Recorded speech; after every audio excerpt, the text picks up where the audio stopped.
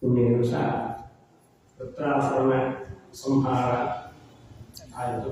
ಅದಾದ ಬಳಿಕ ಯುದ್ಧ ಸಂದರ್ಭದಲ್ಲಿ ವೃತ್ರಾಸುರನ ಭಕ್ತಿ, ಅವನ ನಿಷ್ಠೆ, ಅವನ ಮುಖಾರಂಭದಿಂದ ಹೊರಹೊಮ್ಮಿದಂತಹ ದಿವ್ಯ ತತ್ವಜ್ಞಾನ ಇದನ್ನೆಲ್ಲ ಗಮನಿಸದಾಗಿ ಪರೀಕ್ಷಿತ ಮಹಾರಾಜ ಪ್ರಶ್ನೆ ಮಾಡ್ತಾರೆ. ಯುದ್ಧ ಸಂದರ್ಭದಲ್ಲಿ ಅವನ ಬಾಯಿಯಿಂದ ಇದು ಎಲ್ಲ ಬರ್ತಾ ಇತ್ತಲ್ಲ, ಒಳ್ಳೊಳ್ಳೆ ವಿಚಾರಗಳು, ತಾಮಸ ಸ್ವಭಾವ, ರಾಜಸಿ ಸ್ವಭಾವ, ಇಂತಹ ದುಷ್ಟ ಸ್ವಭಾವ ಉಳ್ಳವನಂತಹ ಆ ರಾಕ್ಷಸನ ಬಾಯಿಯಲ್ಲಿ ಲೋಕಗಂಟಕನಾಗಿದ್ದ ಅಂತ ಲೋಕಗಂಟನಾದಂತಹ ವೃತ್ರಾಸುರನ ಬಾಯಿಯಲ್ಲಿ ಇಂತಹ ದಿವ್ಯ ತತ್ವಜ್ಞಾನ ಹೊರಹೊಮ್ತಾ ಇತ್ತು. ಅಂತ್ಯಕಾಲದಲ್ಲಿ ಭಗವಂತನ ಸ್ಮರಣೆ ಬರುವುದು ಯೋಗಿಗಳಿಗೂ ಕಷ್ಟ. ಕೆಲ ದೇವತೆಗಳಿಗೆ, ಯೋಗಿಗಳಿಗೂ ಕೂಡ ಅಂತ್ಯಕಾಲದಲ್ಲಿ ಭಗವಂತನ ಸ್ಮರಣೆ ಬರುವುದಿಲ್ಲ. ಸಂದರ್ಭ ಚಿಂತೆಯಂತ ಅಂತ್ಯಕಾಲ ವಿಶೇಷತಃ ಅಂತ ನಿರಂತರ ಚಿಂತನೆ ಮಾಡಿದರೂ ಕೂಡ ಕೆಲವೊಮ್ಮೆ ಆಗುವುದಿಲ್ಲ. ಯಾಕೆಂತ ಹೇಳಿದ್ರೆ ವಾತ, ಪಿತ್ತ, ಕಫ ಹೀಗೆ ಕಂಠಾವರೋಧನೆಗೆದು ಸ್ಮರಣಂಕುತಸ್ಥೆ ಅಂತ ಹೇಳ್ತಾರೆ. ಕೃಷ್ಣ ಕೃಷ್ಣ ಕೃಷ್ಣ ಎಂಬುದಾಗಿ ಯಾವಾಗಲೂ ಸ್ಮರಣೆ ಮಾಡ್ತಾ ಇರ್ತಾರೆ. ಆದರೆ ಕಂಠ ಅಲ್ಲಿ ರೋಧನ, ಅಲ್ಲಿ ಅವರೋಧನ, ಕಂಠ ಅಲ್ಲಿ ಕುಂಠಿತವಾಗಿ ಬಿಡುತ್ತದೆ. ಆಗ ವಾತಪಿತ್ತ ಕಫಾದಿಗಳಿಂದ ಅಲ್ಲಿ ಭಗವಂತನ ಸ್ಮರಣೆ ಬರುವುದೇ ಇಲ್ಲ. ಇಂತಹ ಸ್ಮರಣೆ ಬರುತ್ತೆ ಅಂದರೆ ಅವರಿಗೆ ಎಷ್ಟು ಜನ್ಮದ ಪುಣ್ಯ ವಿಶೇಷ ಎಂಬುದು ವೇದ್ಯವಾಗಿದೆ. ಶುದ್ಧ ಮನಸ್ಕರಾದಂತಹ ಕೆಲವು ದೇವತೆಗಳಿಗೂ ಕೂಡ ಪರಿಸ್ಮರಣೆ ದುರ್ಲಭ. ಅಂತ್ಯಕಾಲದಲ್ಲಿ ಅಜಾಮನಿಗೆ ಬಂತು. ಅಂತ್ಯಕಾಲದಲ್ಲಿ ಅವನು ತನ್ನ ಮಗನನ್ನೇ ತಾನು ಕೂಗಿದ್ದು, ಆದರೆ ಅವರಿಗೆ ನಾರಾಯಣ ಕೂಗಿದ್ದಕ್ಕೆ ಅಂತ ಭಗವಂತನ ಸ್ಮರಣೆ ಆಗಿದೆ. ಅವರಿಗೆ ಪರಮಾತ್ಮನ ಸ್ಮರಣೆ ಮಾಡಿ ತಕ್ಷಣವೇ ತಾನು ಪಾಪಗಳಿಗೆ ಪ್ರಾಯಶ್ಚಿತ್ತ ಮಾಡಿಕೊಂಡ ಅವನು ಮುಕ್ತನಾಮನ್ನು ನಾವು ಕಥೆಯಲ್ಲಿ ಕೇಳಿದ್ದೇವೆ. ಹೀಗೆ ಕೆಲವರಿಗೆ ಮಾತ್ರ ಆಧಾರವಾಗಿರ್ತಕ್ಕಂತಹ ದಿವ್ಯ ಜ್ಞಾನ, ದಿವ್ಯವಾದಂತಹ ಆ ಒಂದು ಸ್ಮರಣೆಯ ಭಾಗ್ಯ ಅಂತ್ಯಕಾಲದಲ್ಲಿ ದೊರಕತ್ತೆ. ಅದಕ್ಕಾಗಿ ಆ ಅಂತ್ಯಕಾಲದಲ್ಲಿ ಚಿಂತಿಸುವ ಹಾಗೆ ದೇವ ಅನುಗ್ರಹ ಮಾಡಬೇಕಂತೆ ನಮಗೆ. ಅಂತ್ಯಕಾಲದಲ್ಲಿ ನಮಗೆ ಭಗವಂತನ ಸ್ಮರಣೆ ನಾಲಿಗೆಯಲ್ಲಿ ನುಡಿಯುವಂತೆ ದೇವರ ಅನುಗ್ರಹ ಇದ್ದರೆ, ದೇವರ ದಯೆ ಇದ್ದರೆ ನಮಗೆ ಉಂಟಾಗುತ್ತದೆ ಅಂತ ಅರ್ಥ. ಹೀಗೆ ಅಂತಹ ಪರಮಾತ್ಮನ ದಯೆ, ಹಾಗೆ ಭಕ್ತರ ಸಾಧನ ಎರಡನ್ನೂ ವಿಶ್ಲೇಷಣೆ ಮಾಡಿ ದಾಸರೇ ಅಲ್ಲಿ ಪರಮಾತ್ಮನನ್ನೇ ಕುರಿತು ತಾವೇ ಅಲ್ಲಿ ಪ್ರಶ್ನೆ ಹಾಕ್ತಾರೆ. ಪರಮಾತ್ಮ ನಿನ್ನ ದಯೆ ಹೊರಡು, ಭಕ್ತರ ಸಾಧನ ಹೊರಡು ಅಂತೆ. ನೀ ದಯಾಪರನು ನಿನ್ನರ ಸಾಧನರು ಗಾನಲೋನ ಶ್ರೀ ಹಯವದನ ಪೇಳಿದಲ. ನೀ ದಯಾಪರ ಸಾಧನವೋ ಭಕ್ತರ ಸಾಧನ ಅದು ಪೂರ್ತಿಯಾಗಬೇಕಾದರೆ ಪರಮಾತ್ಮ ದಯೆಯಿಂದಲೇ ಆಗುವುದು. ದಯೆಯಿಂದಲೇ ಆಗುವುದೇ ಇಲ್ಲ. ದಯೆ ದೊಡ್ಡದು ಸಾಲ ದೊಡ್ಡದು ಅಂತ ಹೇಳಿದ್ರೆ ನಿನ್ನ ದಯೆ ಇದ್ದರೆ ಸಾಲವು ದೊಡ್ಡದಾಗತ್ತೆ. ದಯೆ ಇಲ್ಲದೆ ಹೋದರೆ ಸಾಧನ ಪೂರ್ತಿ ಆಗುವುದೇ ಇಲ್ಲ. ದಯೆ ಇತ್ತು ಭಗವಂತನ ಸ್ಮರಣೆ ಅಂತ್ಯಕಾಲದಲ್ಲಿ ಬಂದು ಅರ್ಥ. ದಯೆ ಇಲ್ಲ ಈಗ ಸ್ಮರಣೆ ಬರಲಿಲ್ಲ ಅಂತ. ಹೀಗಾಗಿ ಕೊನೆ ಹೇಳ್ತಾರೆ, ಅವರವರ ಯೋಗ್ಯತೆ ಅರಿತು ಪ್ರೇರಕನಾಗಿ, ಅವರವರ ಯೋಗ್ಯತೆ ಅರಿತು ಪ್ರೇರಕನಾಗಿ, ಅವರಿಂದ ನುಡಿಸಿ ನುಡಿಯ ಕೇಳುತ್ತ ಹೆಂಗಿ, ಅವರಿಗೊಳಿಗ ನಮ್ಮ ಪುರಂದರ ವಿಠಲ, ಅವನೀಶನಿಂದ ದಯೆಯೋ ಸಾಧನೋ, ನೀ ದಯಾಪರನು ಎನ್ನವರ ಸಾಧನೋ. ಗಾನಲೋಲ ಶ್ರೀ ಹಯವರನ ಕೇಳಿದನ, ನೀ ದಯಾಪರನು ಎನ್ನವರ ಸಾಧನ. ಅವರವರ ಯೋಗ್ಯತೆ ಅರಿತು ಪ್ರೇರಕನಾಗಿ, ಅವರಿಂದ ನುಡಿಸಿ ನುಡಿಯ ಕೇಳುವ ಹೀಗೆ. ಇಷ್ಟೆಲ್ಲ ಇದೆ ಪರಮಾತ್ಮನ ವ್ಯಾಪಾರ. ಹೀಗೆ ದಯೆಯೇ ಅನಂತಹ ಮಾತು ಹೇಳುತ್ತೆ. ಪರಮಾತ್ಮನ ಆ ದಯೆ ಇದ್ದರೇನೆ, ಅನಂತರ ದಯೆ ಇದ್ದರೇನೆ ಅಂತ್ಯಕಾಲದಲ್ಲಿ ಭಗವಂತನ ಸ್ಥಾನ ಬರುತ್ತದೆ. ಇವರು ಅಂತಹ ಘೋರ ಸಂಗ್ರಾಮ, ಘನಘೋರವಾದಂತಹ ಯುದ್ಧ ನೆರವೇರುತ್ತಾ ಇದೆ. ಅಂತಹ ಸಂದರ್ಭದಲ್ಲಿಯೂ ಅವರು ದಿವ್ಯ ತತ್ವಜ್ಞಾನವನ್ನ ತನ್ನ ನಾಲಿಗೆಯಿಂದ ನುಡಿತಾ ಇದ್ದಾರಲ್ಲ, ಎಂಥವ್ರು ಯಾರು ಇವರು ಅಂತ ಇಷ್ಟು ಅಂತಹ ಭೀಷಣ ಸಂಗ್ರಾಮದಲ್ಲಿ ಅಂತಹ ಶ್ರೀಕೃಷ್ಣ ಪರಮಾತ್ಮನಲ್ಲಿ ಭಗವಂತನಲ್ಲಿ ಭಗವಾನ ರತಿ ಇತ್ತು. ಈ ರತಿ ಹೇಗೆ ಬಂದ ಅವರಿಗೆ ಅಂತ ನನಗೆ ಬಂದ ಈ ಸಂದೇಹವನ್ನ ಪರಿಹಾರ ಮಾಡಿದ ಸ್ವಾಮಿ ಶುಕಾಚಾರ್ಯ ಕುರಿತು ಕೇಳಲಾಗಿ. ಆಗ ಶುಕಾಚಾರ್ಯ ಹೇಳ್ತಾರೆ, ನೋಡಪ್ಪ ಇವರು ಜನ್ಮಧನ ರಾಕ್ಷಸನಲ್ಲ, ಶಾಪದಿಂದ ಅವನು ಈ ಅಸುರ ಯೋನಿಯಲ್ಲಿ ಹುಟ್ಟಿ ಬಂದಿದ್ದಾನೆ ಅಂತ ಅರ್ಥ. ಜೀವದ್ವಯಾವೇಶ ಅಂತ ಜೀವದ್ವಯ ಆವೇಶ. ಶಿಶುಪಾಲ ಭಕ್ತ ಅವೆಲ್ಲ ಜೈವಿಜಯರೇ ಶಾಪಗ್ರಸ್ತರಾಗಿ ಅಸುರ ಯೋನಿಯಲ್ಲಿ ಅವರು ಹುಟ್ಟಿದಾಗ ಹೊರತು ಜನ್ಮತಃ ರಾಕ್ಷಸರಲ್ಲ ಅಂತ ಹೇಳ್ತಾ ಇದ್ದಾರೆ. ಹಿಂದೆ ಸೂರ್ಯಸೇನ ದೇಶದ ಅಧಿಪತಿ ಚಿತ್ರಕೇತು ನಾಮಕರಂತ ಮಹಾರಾಜ ರಾಜ್ಯವನ್ನು ಶಾಸನ ಮಾಡ್ತಾ ಇದ್ದಾರೆ. ಸಮೃದ್ಧವಾಗಿ ಕಾಮಧೇನದಂತೆ ಸಕಲ ಏಳು ಪ್ರಜೆಗಳಿಗೆ ಯಾವುದೂ ಕೊರತೆ ಇರಲಿಲ್ಲ. ಅಷ್ಟು ಸಮೃದ್ಧವಾಗಿ ರಾಜ್ಯವನ್ನೇ ಶಾಸನ ಮಾಡುತ್ತಿರುವಾಗ ಅವರಿಗೆ ಎಲ್ಲಾ ಭಾಗ್ಯ ಇತ್ತು. ಆದರೆ ಸಂತಾನ ಭಾಗ್ಯ ಇರಲಿಲ್ಲ. ಒಬ್ಬರನ್ನ ಇಬ್ಬರನ್ನ ಸಾವಿರಾರು ಜನ ಪತ್ನಿ ಇರಲಿಲ್ಲ, ಹೆಂಡಲ್ಲಿ. ಹಿಂದಿನ ಕಾಲದಲ್ಲಿ ರಾಜರಿಗೆಲ್ಲ ಸಾವಿರಾರು ಜನ. ಆ ಸಾವಿರಾರು ಜನ ಹೆಣ್ಣೆಂದು ಎಲ್ಲ ಇದ್ರಾದರೂ ಕೂಡ ಯಾರಲ್ಲಿಯೂ ಮಕ್ಕಳು ಇರಲಿಲ್ಲ. ಹೀಗಾಗಿ ಪುತ್ರ ಗತಿರ್ನಾಸ್ತಿ, ಮಕ್ಕಳು ಏನು ಗತಿ, ಮಕ್ಕಳಿಲ್ಲ, ಎಲ್ಲಾ ಭಾಗ್ಯ ಇದೆ. ಆದರೆ ಈ ಸಂತಾನ ಭಾಗ್ಯ ಅದೊಂದಿಲ್ಲ. ಯಾಕಂದ್ರೆ ನಮ್ಮ ಕುಲೋದ್ಧಾರಕ ಸುಪುತ್ರ ಕುಲದೀಪಕ, ಒಳ್ಳೆಯ ಮಕ್ಕಳು ಅದು ನಮ್ಮ ಕುಲವೃದ್ಧಿಯನ್ನೇ ಮಾಡಬೇಕು. ಅದಕ್ಕಾಗಿ ಒಬ್ಬರನ್ನೇ ಅದಕ್ಕೆ ಹೇಳ್ತಾರೆ, ಪ್ರದೋಷಿ ದೀಪಕಶ್ಚಂದ್ರ ಪ್ರಭಾತೆ ದೀಪಕೋ ರವಿ ವೇದೋತ್ಯೇ ದೀಪಕೋ ಧರ್ಮ ಸುಪುತ್ರ ಕುಲದೀಪಕ. ರಾತ್ರಿ ಚಂದ್ರ, ಅನಂತರ ಹಗಲು, ಅದೇ ರೀತಿಯಾಗಿ ಸೂರ್ಯ. ಹಾಗೆ ಮೂರು ಲೋಕಕ್ಕೆ ಬೆಳಗುವುದು ಧರ್ಮವಂತೆ. ನಮ್ಮ ಕುಲವನ್ನ ಬೆಳೆದು ಪುತ್ರ ಸುಪುತ್ರ ಕುಲದೀಪಕ ಪಡೆದರೆ ಒಳ್ಳೆಯ ಮಕ್ಕಳನ್ನು ಪಡೆಯಬೇಕು ಅಂತ ಹೇಳ್ತಾರೆ. ಕುತ ಎಂಬ ಹಿಂದವಂತಲ್ಲ, ಕುತ ಎಂಬ ನರಕದಿಂದ ಯಾರು ಉದ್ಧಾರ ಮಾಡ್ತಾರೋ ಅವರೇ ಪುತ್ರರು ಅಂತ ಏಕೋಪಿ ದಯಾಮರೇ. ಹಿಂದೆಲ್ಲ 10 ಜನ ಮಕ್ಕಳು ಇರ್ತಾ ಇದ್ರು. ಈಗ ಹಂಗು ಹಮಾರಿದ್ರು. ಈಗ ಒಬ್ಬೊಬ್ಬರೇ, ಅದು ಇಲ್ಲ ಈಗ ಅಂತ ಸ್ಥಿತಿ ಆಗಿಬಿಟ್ಟಿದೆ. ಹೀಗಾಗಿ ಯಾಕೆ 10 ಮಕ್ಕಳು ಒಬ್ಬರನ್ನು ದಯಾಗಿ ಹೋಗಿ ಎಲ್ಲ ಪಿತೃಗಳ ಉದ್ಧಾರಕ್ಕಾಗಿ ಅಲ್ಲಿ ಶ್ರಾದ್ದಾದಿ ಕರ್ಮವನ್ನು ಮಾಡಬೇಕು ಅಂತ ಅಪೇಕ್ಷೆ. ಏಕೋಪಿ ದಯಾಮರೇ ಎಂಬುದಕ್ಕೆ ಒಂದು ಪ್ರಮಾಣ ಇದೆ, ಸ್ಮೃತಿ ವಚನವಿದೆ. ಆದ್ದರಿಂದ ಒಬ್ಬನಾದರೂ ಹೋಗಿ ನಮ್ಮ ಕುಲವನ್ನು ಉದ್ಧಾರ ಮಾಡಬೇಕು ಎಂಬುದಾಗಿ ಅಪೇಕ್ಷೆ ಪಡ್ತಾರೆ. ಅದಕ್ಕಾಗಿ ಹಾಗೆ ಸುಪುತ್ರವಂತ ಕಲು ಭಾಗ್ಯವಂತಹ ಯಾರಿಗೆ ಮಕ್ಕಳು ಇರ್ತಾರೋ ಅವರೇ ಭಾಗ್ಯಶಾಲಿಗಳು ಎಂಬುದಾಗಿದೆ. ಆದ್ದರಿಂದ ನಮಗೆ ಎಲ್ಲ ಇದೆ, ಆದರೆ ಸಕಲ ಎಲ್ಲ ಭಾಗ್ಯ ಇದೆ, ಆ ಮಕ್ಕಳ ಭಾಗ್ಯ ಇಲ್ಲ. ಅಂತೆಯೇ ಅನುಗಾಲವು ಚಿಂತೆ ಜೀವಕ್ಕೆ ಮಕ್ಕಳಿದ್ದರೂ ಚಿಂತೆ, ಇಲ್ಲದಿದ್ದರೂ ಚಿಂತೆ. ಇದ್ದರೂ ಚಿಂತೆ, ಇಲ್ಲಿದ್ದರೂ ಚಿಂತೆ ಅಂತಹ ಆ ಪುರುಷೋತ್ತಮನೆಂಬ ಹಿರಿಯ ಪುತ್ರನಿರಲಾಗಿ ಈ ಕಿರಿಯ ಪುತ್ರನಿಂದಾಗುವ ಗತಿ ಏನಯ್ಯ? ಹಾಗೆ ಪುದುಮನಾಭನೆಂಬ ದೊಡ್ಡ ಪುತ್ರನಿರಲಾಗಿ ಈ ದೊಡ್ಡ ಪುತ್ರನಿಂದಾಗುವ ಗತಿ ಏನಯ್ಯ ಅಂತ ಮುಗಾಭೋಗ ಇದೆ ದಾಸರು. ಹೀಗೆ ಅಂತ ಬೆಳಿಬೇಕು, ಒಳ್ಳೆಯ ಮಕ್ಕಳನ್ನು ಬೆಳೆಯಬೇಕು, ಸದಾಚಾರ ಸಂಪನ್ನಾಗಿರ್ತಕ್ಕಂತಹ ಮಕ್ಕಳನ್ನು ಪಡೆಯಬೇಕು. ಅಂಥವರನ್ನು ಅಂತಹ ಕುಲವನ್ನ ಎಂದೆಂದಿಗೂ ಅದಕ್ಕೆ ಕಲಂಕ ತರುವಂತಹ ಮಕ್ಕಳನ್ನು ಸರ್ವದಾ ಪಡೆಯಬಾರದು. ದುರ್ಯೋಧನನನ್ನ ಆಚೆ ಹಾಕುವಂತ ಕೃಷ್ಣ ಹೇಳಿದ ಎಲ್ಲರೂ ಹೇಳಿದ್ರು, ನನ್ನನ್ನು ಆಚೆ ಹಾಕ್ತಾರ ನೀವು, ಯಾಕಂದ್ರೆ ಲೋಕಕ್ಕೆ ಕ್ಷೇಮವಾಗಲಾದ್ರೆ ಅದಕ್ಕಾಗಿ ಹಾಗೆ ಜಯಜಯಕಂ ಹೇಳ್ತಾರೆ. ಜಯಜಯಕ್ಕೆ ಪುರಸ್ಯಾರ್ಥೆ ಅಂತ ತಮ್ಮ ಊರಿಗೆ ಒಳ್ಳೇದಾಗ್ತಾ ಇದ್ರೆ ಅದನ್ನು ಬಿಡಬೇಕಂತೆ. ಆ ನಂತರ ತನ್ನ ಕುಲಕ್ಕೆ, ಕುಲದ ಮರ್ಯಾದೆ, ಕುಲದ ಗೌರವ ಅದಕ್ಕೆ ಧಕ್ಕೆ ತರುವಂತಹ ಮಕ್ಕಳಿದ್ರೆ ಬಿಟ್ಬಿಡಬೇಕು. ಜಯಜಯಕ್ಕೆ ಪುರಸ್ಯಾರ್ಥೆ ಆತ್ಮಾರ್ಥೆ ಪೃಥ್ವೀಪ್ಯತೆ ಪ್ರಮಾಣ ಮಹಾಭಾರತ ವಾಕ್ಯ ಎಚ್ಚರಿಕೆ ಕೊಡುತ್ತದೆ. ಉದ್ಯೋಗ ಪರ್ವದಲ್ಲಿ ಕೃಷ್ಣ ಸಂಧಾನಕ್ಕೆ ಬಂದಾಗ ಈ ವಿಚಾರ ಬರ್ತದೆ.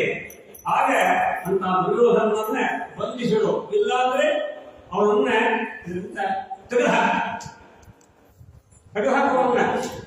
ಆವಾಗ ನಿನ್ನ ಕುಲದ ಗೌರವ ಉಳಿಯತ್ತೆ, ಇಲ್ಲವಾದ್ರೆ ಸಮೂಲ ನಾಶವಾಗತ್ತೆ ಅಂತ ಖಡಾಖಂಡಿತವಾಗಿ ನಿರೂಢ ಎಲ್ಲರೂ ಅಭಿಪ್ರಾಯ ಕೊಟ್ಟರು. ಆದರೆ ಧೃತರಾಷ್ಟ್ರ ಮಾತ್ರ ಅವನು ಬಿಟ್ಟು ಅಂತ ಹೇಳುತ್ತಾನೆ. ದುರ್ಯೋಧನ ಒಂದು ಬಿಟ್ಟು ಮಿಕ್ಕಿದ್ದೇನು ಹೇಳಿದ್ರು ಅದು ಶಿರಸಾಮಾನ್ಯ ಮಾಡ್ತೇನೆ ಹೊರತು ದುರ್ಯೋಧನ ಬಿಟ್ಟು ಕೊಡಲಾರೆ. ಎಷ್ಟು ನಾಮಕ, ಎಷ್ಟು ಮಮತೆ ಇರ್ತದೆ. ದುರ್ಯೋಧನ ಮಾತ್ರ ಅವನ ವಿಚಾರಕ್ಕೆ ನಾನು ಸರ್ವತ ತಲೆ ಹಾಕುವುದಿಲ್ಲ ಅಂತ. ಯಾಕಂದ್ರೆ ಅವನೇನು ಕೇಳೋದು ಮಹಾಮಂಡ ಅವರಂತ ಅಂತ ಎಲ್ಲ ಹಾಕಿದ್ದಾರೆ. ದೂರ ಅಂತ ಎಲ್ಲ ನೂರು ಜನ ಇದ್ದಾರೆ, ಎಲ್ಲರೂ ದೂರೇ. ಹೀಗಾಗಿ ಎಲ್ಲರ ಮೇಲೆ ಎಲ್ಲ ದೂರ ಎಲ್ಲ ಬುಸ್ಬುಸ್ರೆ ಎಲ್ಲ ಪ್ರತಿಯೊಬ್ಬರು ಕೂಡ ಯಾರು ನನ್ನ ಮಾತನ್ನು ಕೇಳುವುದಿಲ್ಲ. ಅದಕ್ಕೆ ಹೀಗಾಗಿ ಒಂದು ತಲೆಗೆ ಹಾಕೊಳ್ಳಿಲ್ಲ ಧೃತರಾಷ್ಟ್ರ. ಹೀಗಾಗಿ ಇಂಥವರಿಂದ ಅದಕ್ಕೆ ಎಚ್ಚರಿಕೆ ಕೊಡುತ್ತೆ ಶಾಸ್ತ್ರ. ಅದೇ ಪುರಸ್ಯಾರ್ಥೆ ಈಗ ಎಷ್ಟು ನಡೀತಾ ಇದೆಯಾ ಅನರ್ಥ. ಹೀಗಾಗಿ ಕುಲಕ್ಕೆ ಕಲಂಕ ತರುವಂತಹ ಮಕ್ಕಳು ಇದ್ದರೂ ಅಷ್ಟೇ, ಇಲ್ಲದಿದ್ದರೂ ಅಷ್ಟೇ. ಹೀಗಾಗಿ ಅವರನ್ನ ನಮ್ಮ ಕುಲದಿಂದ ದೂರ ಹಾಕಿಬಿಡಬೇಕು. ಸಂಬಂಧವನ್ನು ಅಲ್ಲೇ ಕಳಿಸ್ಕೊಂಡ್ಬಿಡ್ಬೇಕು. ಸಂಬಂಧ ಇಡೀ ಕುಲಕ್ಕೆ ಕಲಂಕ ಬರುತ್ತಲ್ಲ. ಈಗ ಅದಕ್ಕೆ ಘಟಶ್ರಾದ್ದ ಅಂತ ಬಂತು. ಘಟಶ್ರಾದ್ದ ಅಂತ ಮಾಡಿ ಸಂಬಂಧವನ್ನು ಕಳ್ಕೊಂಡ್ಬಿಡ್ತಾವೆ. ಇದ್ರಟ್ಟು ನಮ್ಮ ಪಾಲೆ ಇಲ್ಲ ಅಂತ. ಹೀಗೆ ಈಗ ಅಂತರ್ಜಾತೀಯ ಎಲ್ಲ ಮದುವೆಗಳು ವಿವಾಹ ನಡೀತಾ ಇದೆ. ಈಗ ಲಘು ಲಗಾಮಿಲ್ಲದೆ ಅದಕ್ಕೆ ಪ್ರೋತ್ಸಾಹ. ಈಗ ಹೌದಲ್ಲ, ಅದಕ್ಕೆ ಪ್ರೋತ್ಸಾಹ. ಇವು ಕಲಿ ವ್ಯಾಪಾರ, ಕಲಿ ಪ್ರಾಬಲ್ಯ. ಆದರೆ ಕುಲದ ಗೌರವ ಅವರೆಲ್ಲ ಅಂಧಂತ ಮಸ್ಸಿಗೆ ಇವರು ಮಾಡಿದ ಆ ಅಪರಾಧಕ್ಕೆ ಎಲ್ಲ ಪಿತೃಗಳೆಲ್ಲ ಅಂಧಂತ ಮಸ್ಸಿಗೆ ಬೀಳುವಂತಹ ಸ್ಥಿತಿ ಬರ್ತದೆ. ಗತಿ ಆಗಿಬಿಡ್ತದೆ ಎಲ್ಲರಿಗೂ ಕೂಡ ಮಾಡಿದ ತಪ್ಪಿಗೆ. ಅದಕ್ಕಾಗಿ ಅವರು ಆ ಸಂಬಂಧವನ್ನೇ ಬಿಡಿಸಿಬಿಡಬೇಕು. ಆವಾಗ ಅದು ಕುಲಕ್ಕೆ ಕಲಂಕ ಬರುವುದಿಲ್ಲ. ಪಿತೃಗಳು ಎಂದೆಂದೂ ಕೂಡ ಅಧೋಗತಿ ಹೋಗುವುದಿಲ್ಲ ಅಂತ ಎಚ್ಚರಿಕೆಯಿಂದ ಶಾಸ್ತ್ರ ಕೊಡ್ತಾ ಇದೆ. ಹೀಗಾಗಿ ತಸ್ಮಾತ್ ಶಾಸ್ತ್ರಂ ಪ್ರಮಾಣಂತೆ ಕಾರ್ಯ ವ್ಯವಸ್ಥಿತವು ಸ್ಪಷ್ಟವಾಗಿ ಗೀತೆಯನ್ನು ಭಗವಂತ ಸಾರ್ತಾನೆ. ಹೀಗಿರುವುದರಿಂದ ಒಳ್ಳೆಯ ಮಕ್ಕಳು ಇದ್ದರೇನೆ ಆ ಸಂದರ್ಭದಲ್ಲಿ ನಮ್ಮ ಕುಲದ ಗೌರವ, ಆನಂತರ ಎಲ್ಲ ಪಿತೃಗಳ ಉದ್ಧಾರ ಮತ್ತು ಅನೇಕರಿಗೆ ನಮ್ಮ ಊರಿಗೆ, ಗ್ರಾಮಕ್ಕೆ, ದೇಶಕ್ಕೆ ಎಲ್ಲ ಹಿತವಾಗತ್ತೆ. ಸುಪುತ್ರ ಕುಲದೈವಕ ಎಂಬುದಾಗಿದೆ. ಇದೆಲ್ಲ ಇರುವುದರಿಂದ ಆ ಶೂರಸೇನ ಶಸ್ತ್ರಕೇತು ಅವನು ಬೇಕಾದಷ್ಟೆಲ್ಲ ಇತ್ತು, ಆದರೆ ಆ ಒಂದು ಮಕ್ಕಳ ಭಾಗ್ಯ ಇರಲಿಲ್ಲ. ಅದೇ ಚಿಂತೆಯಲ್ಲಿ ಕೊಡ್ತಾ ಇದ್ದಾನೆ. ದೈವಯೋಗದಿಂದ ಅಲ್ಲಿ ಬ್ರಹ್ಮಪುತ್ರರಾಗಿರತಕ್ಕಂಥ ಅಂಗೀರಸ ಋಷಿಗಳು ಆ ರಾಜಧಾನಿಗೆ ಬರ್ತಾರೆ. ಬಂದಂತಹ ಮಾಮೂಲಿಗಳನ್ನ ಸ್ವಾಗತ ಮಾಡುತ್ತಾನೆ. ಆಸನ ಕೊಟ್ಟು ಅರ್ಧಪಾತ್ಯಾದಿಗಳನ್ನು ಸತ್ಕಾರ ಮಾಡಿ ಅವರ ಆಸನದಲ್ಲಿ ಕೂಡಿಸರೆ ಅವರ ಪಾದಕಮಲದ ಬಳಿಯನ್ನು ತಾನು ನೆಲದ ಮೇಲೆ ಕೂತುಕೊಂಡರು. ಕೂತುಕೊಂಡು ಆವಾಗ ಕೈ ಜೋಡಿಸಿಕೊಂಡು ಕೂತಿದ್ದಾರೆ. ಎಷ್ಟು ವಿನಮ್ರರಾಗಿ ಅಂತ ಗುರುಗಳನ್ನು ನೋಡುತ್ತಾ ಅಂಗಿನ ಋಷಿಗಳನ್ನ ನೋಡುತ್ತಾ ಅಲ್ಲಿಯೇ ಕೈ ಹಿಡಿದುಕೊಂಡು ಅಲ್ಲಿ ಹಾಗೆ ಕೂತಿದ್ದಾರೆ. ಏನು ಬಾಯಿನ ಮಾತು ಬರ್ತಾ ಇಲ್ಲ. ಅಂಗೀರ ಋಷಿಗಳವರು ತ್ರಿಕಾಲ ಜ್ಞಾನಿಗಳು ಏನಪ್ಪ ಎಷ್ಟು ನೀನು ನಿನ್ನ ಮುಖ ಬಾಡಿ ಹೋಗಿದೆ, ಏನೋ ಕಾರಣವಲ್ಲದ ಚಿಂತೆಯನ್ನು ಮುಳುಗಿದ್ದೀಯಾ, ಏನು ಚಿಂತೆ ಕಾಡ್ತಾ ಇದೆಯಪ್ಪ, ಎಲ್ಲ ಸಮೃದ್ಧಿ ಎಲ್ಲ ಇದೆ ನಿನಗೆ, ಯಾಕೆ ಎಷ್ಟು ಚಿಂತೆ ಮಾಡ್ತಾ ಇದ್ದೀಯಾ ಅಂತೆಲ್ಲ ಕೇಳಿದಾಗಿ, ಸ್ವಾಮಿ ಎಲ್ಲ ಇದೆ, ಆದರೆ ನನಗೆ ಪುತ್ರ ಸಂತಾನ ಇಲ್ಲ, ಮಕ್ಕಳೆಲ್ಲ, ನಾನು ಈ ರೀತಿಯಾಗಿ ಪರಿತಪಿಸ್ತಾ ಇದ್ದೇನೆ, ಬಹಳ ಚಿಂತೆಯನ್ನು ಮುಳುಗಿದ್ದೇನೆ, ನನ್ನ ಗತಿ ಏನು, ನನ್ನೆಲ್ಲ ಪುತ್ರಗಳ ಗತಿ ಏನು, ನಮ್ಮ ಕುಲದ ಗತಿ ಏನು, ಮುಂದೆ ಈ ರಾಜ್ಯದ ಗತಿ ಏನು ಅಂತೆಲ್ಲ ಪಾಪ ತನ್ನ ಮನಸ್ಸಿಗೆ ಹೊಟ್ಟೆ ಹಿಡಿದಿದ್ದೆಲ್ಲ ದುಃಖವನ್ನ ಅವರ ಮುಂದೆ ತೋರಿಕೊಳ್ತಾನೆ. ಅವರ ಹಣೆ ಬರ ನೋಡೋದು ನಿಮ್ಮ ಅರ್ಥ ಕರ್ಮಪ್ಪ, ಯಾವುದೋ ಜನ್ಮದ್ದು ಹೀಗೆಲ್ಲ ಇರೋದರಿಂದ ನಿನಗೆ ಈ ಜನ್ಮದಲ್ಲಿ ಮಕ್ಕಳ ಭಾಗ್ಯ ಆ ಯೋಗ ಇಲ್ಲಪ್ಪ ಅಂತ ಹೇಳಿದ್ರು. ಹಂಗೆ ಋಷಿಗಳು ಹೇಳಿದ್ರು, ಹಠ ಹೇಳಿದ, ಏನೇನು ಪ್ರಕಾರ ನನಗೆ ಸಂತಾನ ಬೇಕೇ ಬೇಕು, ತಾವು ವೃದ್ಧ ಮಾಡಲೇಬೇಕು ಅಂತ ಅಂಗದಾಸೆ ಬಿಡ್ತಾ ಇದ್ದಾನೆ, ಹಠ ಮಾಡ್ತಾ ಇದ್ದಾನೆ.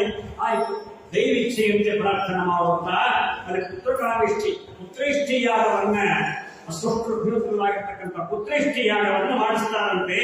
ಮಾಡಿಸಿ ಪಾಯಸವನ್ನು ಅಭಿಮಂತ್ರಣ ಮಾಡಿ ಜ್ಯೇಷ್ಠ ರಾಣಿ ಚತುರ್ದ್ಯುತಿ ಅಂತ ರಾಜನ ಪಟ್ಟು ಮೊದಲ ಆ ಒಂದು ರಾಣಿ, ಪಟ್ಟದ ರಾಣಿ ಆ ಜ್ಯೇಷ್ಠ ರಾಣಿಗೆ ಪಾಯಸವನ್ನು ಅಭಿಮಂತ್ರಣ ಮಾಡಿ ಕೊಡ್ತಾರೆ. ಅದನ್ನು ಭಕ್ತಿಯಿಂದ ನಾನು ನನ್ನ ಪಾಯಸವನ್ನ ಯಜ್ಞಶಿಷ್ಟ ಅಂತ ಹೇಳ್ತಾ ಇದ್ದಾರೆ. ನೋಡಪ್ಪ, ಮಗು ಆಗ್ತದೆ, ಆದ್ರೆ ಹರ್ಷ ಶೋಕ ಭಯಪ್ರಭ, ಹುಟ್ಟಿದ ಕೂಡಲೇ ಸಂತೋಷ ಆಗ್ತದೆ, ಆಮೇಲೆ ದುಃಖ ಕೊಡುತ್ತೆ.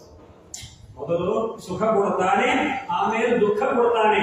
ಆಗಿದ್ದರೆ ಓಕೆ ಅಷ್ಟು ಹೇಳ್ಬಿಟ್ಟು ನಮಗೆ ಅಂಗ ಸೂಚೆಗಳು, ಮಗು ಆಗ್ತದೆ ನಿನಗೆ, ಆದ್ರೆ ಹರ್ಷ ಶೋಕ ಭಯಪ್ರಭ, ಹರ್ಷ ಶೋಕ, ಮೊದಲು ಹರ್ಷ ಆಮೇಲೆ ಶೋಕ, ಇದೇ ಭಯ ನಿನ್ನನ್ನ ಆವರಿಸಿ ಬಿಡುತ್ತದೆ. ಭಯದಿಂದ ನೀನು ಮುಕ್ತನಾಗುವುದಿಲ್ಲ. ನೋಡು, ವಿಚಾರ ಮಾಡೋಕೆ ಹೇಳಿದ್ರೂ ಕೇಳಿಲ್ಲ, ಆದ್ರೂ ಬೇಕೇ ಬೇಕು, ಏನೇ ಆಗಲಿ, ಸುಖ ಆಗಲಿ ದುಃಖ ಆಗಲಿ, ಸಕಲಿನಾಗಿ ರೂಪಾಂತರಕ್ಕೆ ಅಂತ ಹೇಳುತ್ತೆ, ಏನಾಗ್ತದಾಗಲಿ ನಮಗೆ ಮಗು ಬೇಕೇ ಬೇಕು ಅಂತ ಹಠ ಮಾಡಲಾಗಿ, ಆಗ ತಥಾಸ್ತು ಅಂತ ಹೇಳಲಾಗಿ ಕಾಲಾನಂತರದಲ್ಲಿ ಮಗುವಿಗೆ ಜನ್ಮ ಕೊಡ್ತಾ ಇದ್ದಾಳೆ. ಆ ಯಜ್ಞಶಿಷ್ಟ, ಆ ಯಜ್ಞದ ಶಿಷ್ಟವಾಗಿರತಕ್ಕಂತಹ ಆ ಶೇಷವನ್ನು ಸ್ವೀಕಾರ ಮಾಡಿದ್ದಕ್ಕೆ ಗಂಡು ಮಗುವಿಗೆ ಜನ್ಮ ಕೊಡ್ತಾಳೆ. ಆ ಕೂಡ ರಾಣಿ ಚತುರ್ದ್ಯುತಿ. ಆ ನಂತರ ಆ ಮಗು ಜನ್ಮ ಗಂಡು ಮಗು ಆಗಿದೆ. ನಮ್ಮ ವಂಶ ಉತ್ಸಾಹವಾಗಿ ಹರ್ಷೋದ್ಗಾರ, ಈ ರಾಜ್ಯ ರಾಜಧಾನಿ ಪಟ್ಟಣವೆಲ್ಲ ವಿಶೇಷವಾಗಿ ಅಲಂಕಾರಗೊಂಡಿವೆ. ಮಂಗಲ ವಾದ್ಯ ವೈಭವ ಘೋಷ ಹೊರಗುತ್ತಾ ಇದೆ. ಸಂತೋಷ ನಿರ್ಭರನಾಗಿ ಜಾತಕರವಾದ ನಮಸ್ಕಾರಗಳನ್ನು ಮಾಡಿ ಅದರ ಒಂದು ಅತ್ಯಂತ ಸಂತುಷ್ಟನಾಗಿ ರಾಜ ಪರಮಾನಂದ ನಿರ್ಭರನಾಗಿ ಹಿರಣ್ಯ ಗಾವಾನ್ ಗ್ರಾಮಾನ್ ಹಯಾನ್ ಗಜಾನ್ ಕೇರೋಣ 60 ಕೋಟಿ ಇರುತ್ತೆ, 60 ಕೋಟಿ ಗೋದಾನ ಮಾಡ್ತಾ ಉಂಟು. 2 ಗೋ ಸಂಪತ್ತಿ ಇದ್ದಾಗ ಕಾಲದಲ್ಲಿ ವಿಚಾರ ಮಾಡಿ ರಾಜನ ಬಳಿ ಎಷ್ಟು ಗೋ ಸಂಪತ್ತಿ, ದೊಡ್ಡ ಸಂಪತ್ತಿ ಅವರಿಗೆ.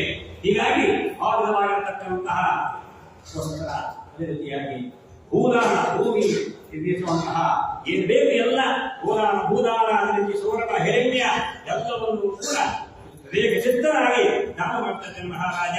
ಧನ್ಯಂ ಯಶಸ್ಯಂ ಆಯುಷ್ಯಂ ಕುಮಾರಸ್ಯ ಮಹಾಮಾನಃ, ಮಗು ದೀರ್ಘಾಯುಷ್ಯವಂತಾಗಬೇಕು, ಆರೋಗ್ಯವಂತವಾಗಬೇಕು, ಕೀರ್ತಿವಂತನಾಗಬೇಕು, ನಮ್ಮ ಕುಲಕ್ಕೆ ವಿಶಿಷ್ಟವಾದಂತಹ ಆ ಒಂದು ತೇಜಸ್ಸು, ಕುಲದ ಮರ್ಯಾದೆಯನ್ನು ಕಾಣಿಕೊಂಡು ಹೋಗಬೇಕು, ಕುಲವೃದ್ಧಿಯನ್ನು ಮಾಡಲಿಕ್ಕೆ ಇಷ್ಟೆಲ್ಲ ಹಿನ್ನೆಲೆ ಇರುತ್ತದೆ. ಇಷ್ಟೆಲ್ಲ ಅಪೇಕ್ಷೆ ಮಾಡಿಕೊಂಡು ದಾನಾದಿಗಳನ್ನ ಮಾಡಬೇಕು ಎಂಬುದಾಗಿದೆ. ಪರಮಾನಂದ ಸುಂದರನಾಗಿ ರಾಜ ಮತ್ತು ಎಲ್ಲ ಪರಮ ಇದರಿಂದ ವಿಶೇಷವಾದಂತಹ ಸಂತೋಷ ಸಾಗರದಲ್ಲಿ ಮುಳುಗಿದ್ದಾನೆ. ಇದೇ ಹರ್ಷ, ಇದೆಲ್ಲ ಹರ್ಷ ಆಯಿತು. ಆದರೆ ರಾಜ ಆ ಚತುರ್ದ್ಯುತಿಯ ಅಂತಃಪುರದಲ್ಲಿಯೇ ಇರತೊಡಗಿದ. ಆ ಮಗು ಬಿಟ್ಟು ಆ ರಾಣಿ ಬಿಟ್ಟು ಹೋಗ್ತಾನೆ ಇರಲ್ಲ. ಉಳಿದ ಎಲ್ಲ ಸೌದಿಗಳಿಗೆ ಗುರಿ ಹಾಕೊಂಡ್ಬಿಟ್ಟು ಎಲ್ಲರೂ ಏನಪ್ಪ ರಾಜನ ಮುಖ ನೋಡಲು ಎಟ್ಟು ಮಾಡಬೇಕು, ಏನು ಇಂಥ ಸಾವಿರಾರು ಭಕ್ತಿಗಳವರಿಗೆ ಕೇಳಬೇಕೆ, ಎಲ್ಲರಿಗೂ ಹೊಟ್ಟೆ ಕಿಚ್ಚು ಉರಿತಾ ಇದೆ. ಏನು ಮಾಡೋದು, ಅವಳಿಗೆ ಮಾತ್ರ ಮಗುವಾಯಿತು, ನಮಗೆಲ್ಲ ಇಲ್ಲವೇ ಇಲ್ಲ, ಲೋಕ ಏನು ನಾ ಹೇಗೆ ಮುಖ ತೋರಿಸಬೇಕು ಅಂತ ಹೇಳಿ ಅವರವರೇ ಮೀಟಿಂಗ್ ಮಾಡ್ತಾ ಇದ್ದಾರೆ. ಅವರವರೇ ನಾನಾ ರೀತಿಯಾಗಿ ರಾಜರನ್ನು ಕೂರ್ತಾ ಇದ್ದಾರೆ. ನಾವು ಮುಖ ಕೆಳಗೆ ಮಾಡಿಕೊಂಡು ನಾನು ಓಡಾಡಬೇಕಾಗಿದೆ. ಅಂತ ಅಂತಃಪುರದಲ್ಲಿ ಅದಕ್ಕಾಗಿ ದಿನೇ ಹೊಚ್ಚಾಗ್ತಾ ಇದ್ದಾರೆ. ಅಲ್ಲಿ ದಾದಿ ಒಬ್ಬಳನ್ನ ನೇಮಿಸಿದ್ದಾರೆ. ಆಗ ನಾನು ಹಾಲು ಮುಗಿಸಿ ಮಗುವನ್ನ ಮಲಗಿಸಿ ಆನಂತರ ತಾನು ಮೇಲ್ವಿಚಾರಣೆ ಮನೆ ಕೆಲಸದ ಅಂತಃಪುರದಲ್ಲಿ ಇರುವಂತಹ ಅನೇಕ ಕಾರ್ಯದಲ್ಲಿ ಆ ರಾಣಿ ವ್ಯಸ್ತರಾದಾಗ ಕೆಲವು ಹೊತ್ತಲ್ಲಿ ಆದ ನಂತರ ಮಗುವಿನ ಒಂದು ಪಾಯಿತು ಗಾಡಿ ಹೇಳ್ತಾಳೆ, ಮಗು ಕೆಲಸ ಮಾಡುವ ಎತ್ತಬೇಕು ಅಂತಂದ್ರೆ ಆಗ ಅದೇ ಹೊಚ್ಚು ಹಾಕಿ ಕಾಯ್ತಾ ಇದ್ದಿರೋ ಸೋಚಿಗಳು ಆ ಮಗುವಿಗೆ ವಿಷ ಹಾಲನ್ನು ವಿಷ ಹಾಕಿ ಆ ಮಗುವಿಗೆ ಅದನ್ನ ಪ್ರಾಶನ ಮಾಡಿಸಿ ಸಾಯಿಸಿಬಿಟ್ಟರು. ಮಗುವನ್ನು ದಾಳಿ ಓಡಿ ಬಂದು ನೋಡ್ತಾಳೆ, ಮಗು ಬಾಯಿಂದ ಆ ಒಂದು ಸುರಿದಿದೆ, ಏನು ಉಸಿರಾಟಿದೆ, ನಿಂತು ಹೋಗ್ಬಿಟ್ಟಿದೆ, ಮರಣವನ್ನಪ್ಪಿದೆ. ನೋಡಿ ಜೋರಾಗಿ ಕೇಳಿಸ್ತಾಳೆ ದಾಳಿ ಎದೆಯಲ್ಲಿ ಬಡ್ಕೊಂಡು ಅಲ್ಲಿ ಹೊರತಾ ಇದ್ದಾಳೆ. ಆ ಧ್ವನಿಯಿಂದ ಕೇಳಿ ರಾಣಿ ಓಡಿ ಬರ್ತಾಳೆ. ರಾಜನು ಓಡಿ ಬಂದ ಭ್ರಾಂತನಾಗಿಬಿಟ್ಟ. ರಾಜನು ನೋಡ್ತಾನೆ, ನೋಡಿ ಆ ಮಗು ಆ ಸತ್ತದ್ದನ್ನು ಮರಣವನ್ನಪ್ಪಿದ್ದನ್ನು ನೋಡಿ ಅಲ್ಲಿ ರಾಣಿ ತಾನೇ ಮೂರ್ಛಿತರಾಗಿ ನಮಗೆ ತೊಪ್ಪಲಿ ಬಿದ್ದಿದ್ದಾಳೆ. ರಾಜನು ಬಿದ್ದು ಬಿಟ್ಟು ಕೊಕ್ಕರಿಸಿ ಅಲ್ಲೇ ಬಿದ್ದುಬಿಟ್ಟ. ಇಂಥ ಒಂದು ಸ್ಥಿತಿ ಎದುರಾಗಿಬಿಟ್ಟಿದೆ. ಹಾಹಾಕಾರ, ಎಷ್ಟು ಸಂತೋಷ ನೋಡಿ. ಹರ್ಷ ಶೋಕ ಭಯಪ್ರಮ ಅಂಗಿನ ಸಸಿಗಳು ಹೇಳದಂತೆ ಆಯ್ತು ನೋಡಿ. ಹೀಗೆ ಈ ರೀತಿಯಾಗಿ ಆ ಮಗು ಹುಟ್ಟಿದಾಗ ಸಂತೋಷ, ಆ ನಂತರ ದುಃಖ ಆಗಿದ್ದಾಗ ಈ ರೀತಿಯಾಗಿ ದುಃಖ ತಪ್ತರಾಗಿದ್ದಾರೆ. ಆ ಮಗುವನ್ನು ತಬ್ಬಿಕೊಂಡು ಮೃತ್ಯುದೇವತೆ ನಿನ್ನನ್ನ ಕಬಳಿಸಿದ ಮಗು ಇನ್ನು ಏಳು ಅಂತ ಹೇಗಿರುತ್ತೆ ಮಗು, ದೇಹ ಜೀವವೇ ಇಲ್ಲ, ಜೀವ ಹೋಗಿಬಿಟ್ಟಿದೆ. ಹೀಗಾಗಿ ಅಂಚಿಕೊಂಡು ಎಷ್ಟು ಹೇಳಿದ್ರು ಕೂಡ ರಾಜು ನೋಡ್ತಾನೆ, ಎಲ್ಲರೂ ಕೂಡ ಎಲ್ಲರೂ ಕೂಡ ಹೀಗೆ ದುಃಖ ಸಾಗರದಲ್ಲಿ ಮುಳುಗಿದ್ದಾರೆ. ಮತ್ತೆ ಅದೇ ರೀತಿ ಅವರನ್ನು ಸಾಂತ್ವನ ಮಾಡಲಿಕ್ಕೆ ನಾರದರು ಅಂಗಿರ ಸೃಷ್ಟಿಗಳು ಹತ್ತು ಬಂದು ಸಮಾಧಾನ ಹೇಳಿದರು. ಮುಂಚೆ ಹೇಳಿದ್ದೆ ಪರಾಜ, ಜನ್ಮ ಮರಣ ಯಾವುದು ನಮ್ಮ ಕೈಯಲ್ಲಿಲ್ಲ, ಎಲ್ಲ ಭಗವಂತನ ಕೈಯಲ್ಲಿದೆ. ಜಾತಸ್ಯ ಧ್ರುವಮತ್ಯೋ ಧ್ರುವಂ ಜನ್ಮ ಮೃತಸ್ಯ ಚ ತಸ್ಮಾತ್ ಅಪರಿಹಾರ್ಯತೆ ನತ್ವಂ ಸೂಚಿತ ಮರಹತಿ. ಹುಟ್ಟಿದವರಿಗೆ ಸಾವು ನಿಶ್ಚಿತ. ಜಾತಸ್ಯ ಮರಣ ನಿತ್ಯಂ ಪೂರ್ವ ಕರ್ಮ ಫಲಾನುಗಂ ಅಂತಿದೆ. ಜಾತ ಹುಟ್ಟಿದವರಿಗೆ ಸಾವು ನಿತ್ಯ, ಅವರವರ ಕರ್ಮಾನುಸಾರವಾಗಿಯೇ ಎಲ್ಲರೂ ಕೂಡ ಹುಟ್ಟುತ್ತಾರೆ, ಕರ್ಮಾನುಸಾರವಾಗಿ ಬೆಳೀತಾರೆ, ಕರ್ಮಾನುಸಾರವಾಗಿಯೇ ಲಯ ಹೊಂದುತ್ತಾರೆ ಎಂಬುದಾಗಿದೆ. ಆದ್ದರಿಂದ ಹುಟ್ಟು ಸಾವು ಯಾರ ಕೈಯಲ್ಲೂ ಇಲ್ಲ. ಅದಕ್ಕಾಗಿ ನಾನು ಸಾಯಲೇಬಾರದು ಹೊರ ಕೇಳಿಕೊಂಡವರು ಕೂಡ ಎಲ್ಲರೂ ನಗರಬೇಕು. ದೇವರೊಂದು ಎಲ್ಲ ರುದ್ರದೇವರವರ ಬ್ರಹ್ಮದೇವರವರ ವ್ಯಕ್ತಿತ್ವ ರಾಮಾಯಣದಲ್ಲಿ ಹೇಳಿದ್ರೆ ಮಹಾಭಾರತದಲ್ಲಿ ಒಬ್ಬರಿಂದ ಒಬ್ಬರು ಸಾಯಲೇಬಾರದು, ಅಮರತ್ವ ಅಮರರಾಗಿದ್ದೆಲ್ಲರೂ ಕೂಡ. ಆದರೆ ಯಾರು ಉಳಿಯಲೇ ಇಲ್ಲ. ದೇವರ ಸೃಷ್ಟಿಯ ಒಳಗೆ ಅವನ ನ್ಯಾಯದಲ್ಲಿ ಅವನ ನಿಯಮಕ್ಕೆ ವಿರುದ್ಧವಾಗಿ ಯಾರು ಇರಲಿಕ್ಕೆ ಸಾಧ್ಯವೇ ಇಲ್ಲ. ಹುಟ್ಟಿದರೆ ಸಾಯಲೇಬೇಕು, ನಿತ್ಯವಲ್ಲ ಈ ದೇಹ, ಅನಿತ್ಯವಿರಲ್ಲ ಅಂತ ಹೇಳ್ತಾರೆ. ಆದ್ದರಿಂದ ಅದಕ್ಕಾಗಿ ಅನಿತ್ಯಾನಿ ಶರೀರಾಣಿ ವಿಭವೋ ನೈವ ಶಾಶ್ವತಃ. ದೇಹ ಅನಿತ್ಯ, ವೈಭವ ಯಾವುದೂ ಶಾಶ್ವತವಲ್ಲ. ಚಲಾಲಕ್ಷ್ಮೀ ಚಲಾ ಪ್ರಾಣ ಚಲಾಜೀವಿತ ಮಂದಿರೇ. ಲಕ್ಷ್ಮೀ ಚಂಚಲಗಳು, ಪ್ರಾಣವು ಚಂಚಲ, ಮನಸ್ಸು ಚಂಚಲ. ಹೀಗಾಗಿ ಯಾವುದು ನಿಶ್ಚಂಚಲ. ಅದಕ್ಕಾಗಿ ಯಾವುದು ಕೂಡ ಶಾಶ್ವತವಲ್ಲ. ಅದಕ್ಕಾಗಿ ಭಗವಂತನೇ ಶಾಶ್ವತ. ಅನಾದಿ ವಿಧರ್ಮದೇವ ಪರಮಾತ್ಮ ಒಬ್ಬರೇನೆ. ಅನಾದಿ ವಿಧರ್ಮಧಾತ ವಿಧಾತ ಧಾತೋತ್ತಮ. ಅವನನ್ನೇ ನಾವು ಹೊಂದಬೇಕು ಹೊರತು ಯಾರು ಗತಿ ಇಲ್ಲ ಎಂಬುದಾಗಿ ಎಷ್ಟು ವಿಚಾರವಾಗಿ ಹೇಳ್ತಾ ಇದ್ದಾರೆ. ಅದಕ್ಕಾಗಿ ನಾವು ಬರಬೇಕಾದರೂ ಕೂಡ ದೇವರ ಒಂದು ಇಚ್ಛೆಯಿಂದೇ ಬರ್ತೇವೆ. ಹೋಗುವುದು ಅವರ ಇಚ್ಛೆಗೆ ಹೊರಪಟ್ಟದ್ದಾದ್ದರಿಂದ ನಮ್ಮ ಕೈಯಲ್ಲಿ ಯಾವುದೂ ಇಲ್ಲ. ಅದಕ್ಕಾಗಿ ಈ ರೀತಿಯಾಗಿ ಹಲವಾರು ಎಂಬುದಾಗಿ ಎಲ್ಲ ತಪ್ಪು ವಿಚಾರವನ್ನ ಎಲ್ಲವನ್ನೂ ಸಮಾಧಾನ ಪಡಿಸ್ತಾ ಇದ್ದಾರೆ. ಎಷ್ಟು ಜನ್ಮದಲ್ಲಿ ನೀನು ತಂದೆಯಾಗಿದ್ದೀಯ, ಎಷ್ಟು ಜನ್ಮದಲ್ಲಿ ನೀನು ಇನ್ನೊಬ್ಬರಿಗೆ ಮಗುವಾಗಿ, ಮೊಮ್ಮಗಾಗಿ, ಮರಿಮಗ ಆಗಿದ್ದಿ, ಹೌದು. ಹಾಗೆ ಯಾವುದೂ ಇಲ್ಲ. ಯಾರಿಗೆ ಯಾರು ಎರವಿನ ಸಂಸಾರ ಅಂತ. ನೀರ ಮೇಲಿನ ಗುಳ್ಳೆ ನಿಜವಲ್ಲೋ ಹರಿಯೇ, ಯಾರಿಗೆ ಯಾರು ಎರವಿನ ಸಂಸಾರ. ನೀರ ಮೇಲಿನ ಗುಳ್ಳೆ ನಿಜವ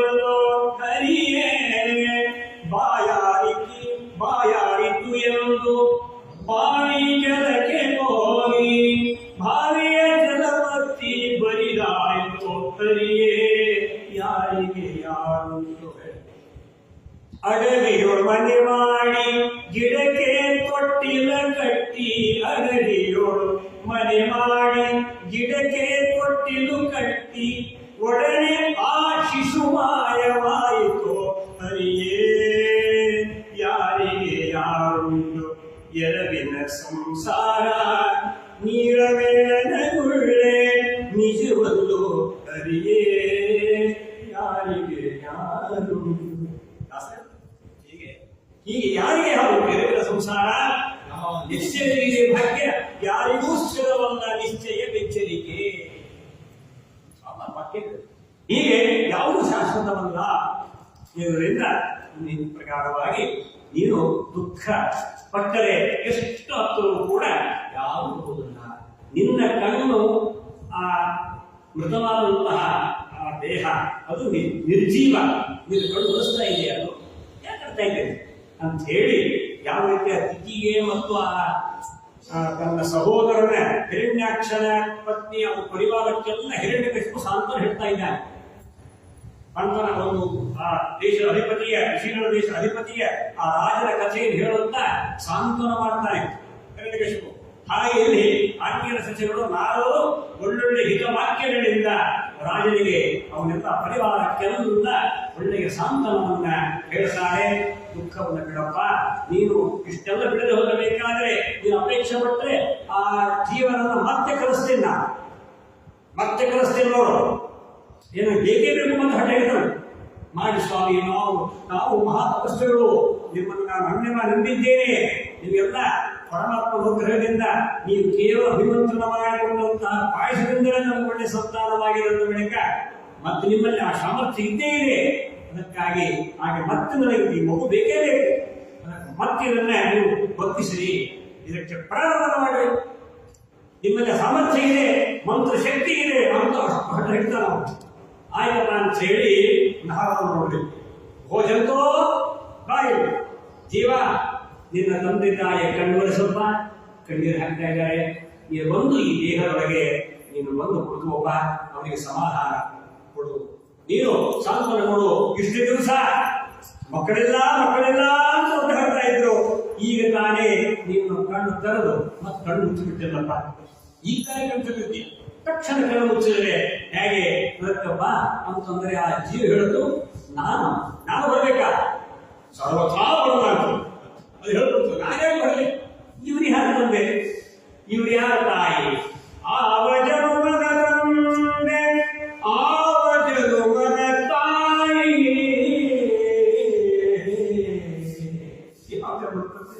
ಯಾವ ಜನ್ಮ ತಾಯಿ, ಯಾರ್ಯಾರ ತಂದೆ, ಯಾರ್ಯಾರ ತಂದರ ಲಕ್ಷಣ, ಯಾರ್ಯಾರ ತಾಯಿ, ಯಾರಿಗೆ ಮಗನಾಗಿದ್ದೆ, ಯಾರಿಗೆ ಮಕ್ಕಳಾಗಿದ್ದೆ, ಎಷ್ಟು ಜನ್ಮದ ಏನೋ ಯಾವ್ಯಾವ ಜನ್ಮದಲ್ಲಿ ನಾವು ಈ ಪ್ರಕಾರವಾಗಿ ತಂದೆಯಾಗಿರ್ತೇವೆ, ತಾಯಿಯಾಗಿರ್ತೇವೆ, ಮಕ್ಕಳಾಗಿರ್ತೇವೆ, ಮೊಮ್ಮಕ್ಕಳಾಗಿರ್ತೇವೆ, ಬಂಧುಗಳಾಗಿರ್ತೇವೆ, ಯಾರಿಗೂ ಯಾವುದೂ ಸಂಬಂಧ ಇಲ್ಲ. ಅದಕ್ಕಾಗಿ ಈ ಬಂಧನ ನಮಗೆ ಬೇಡ ಅನ್ಕೊಂಡು ಜೀವ ಬಂಧನ ಬೇಡ ಎಂದೆಂದು ಈಗ ಮತ್ತೆ ಮತ್ತೆ ಮತ್ತೆ ಈ ಬಂಧನದಲ್ಲಿ ಬಿಟ್ಟರೆ ನಮಗೆ ಮುಕ್ತಿ ಆಗುವುದಿಲ್ಲ. ಸರ್ವಥ ನಾವು ಮತ್ತೆ ಬಂಧನದಲ್ಲಿ ಸಿಲುಕುವುದಿಲ್ಲ.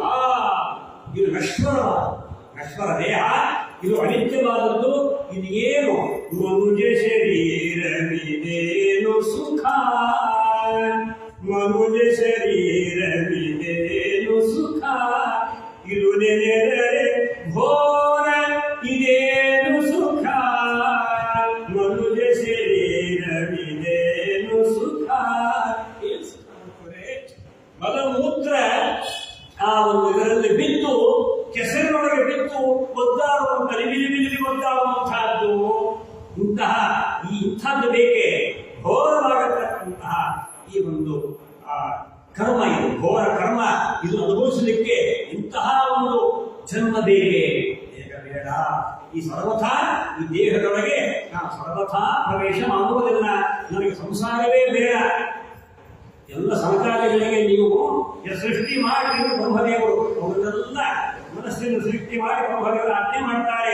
ನಮ್ಮ ಸಂಸಾರ ಬೇಡ ಸ್ವಾಮಿ, ನಾವೆಲ್ಲ ನಿವೃತ್ತ ಮಾರ್ಗಾವಲಂಬಿಗಳು, ನಾವು ಆದಷ್ಟು ಎಲ್ಲರೂ ಕೂಡ ಸನ್ಯಾಸಿಗಳಂತೆ ಆಗ್ತೀವಿ ಹೊರಟೇ ಬಿಟ್ಟರು ಆ ಭೂಭಗಂತೆ ಆಗ ಹುಟ್ಟದೇ ಹುಟ್ಟದು ನಾವು ಕಥೆಯಲ್ಲಿ ಕೇಳ್ತೇವೆ.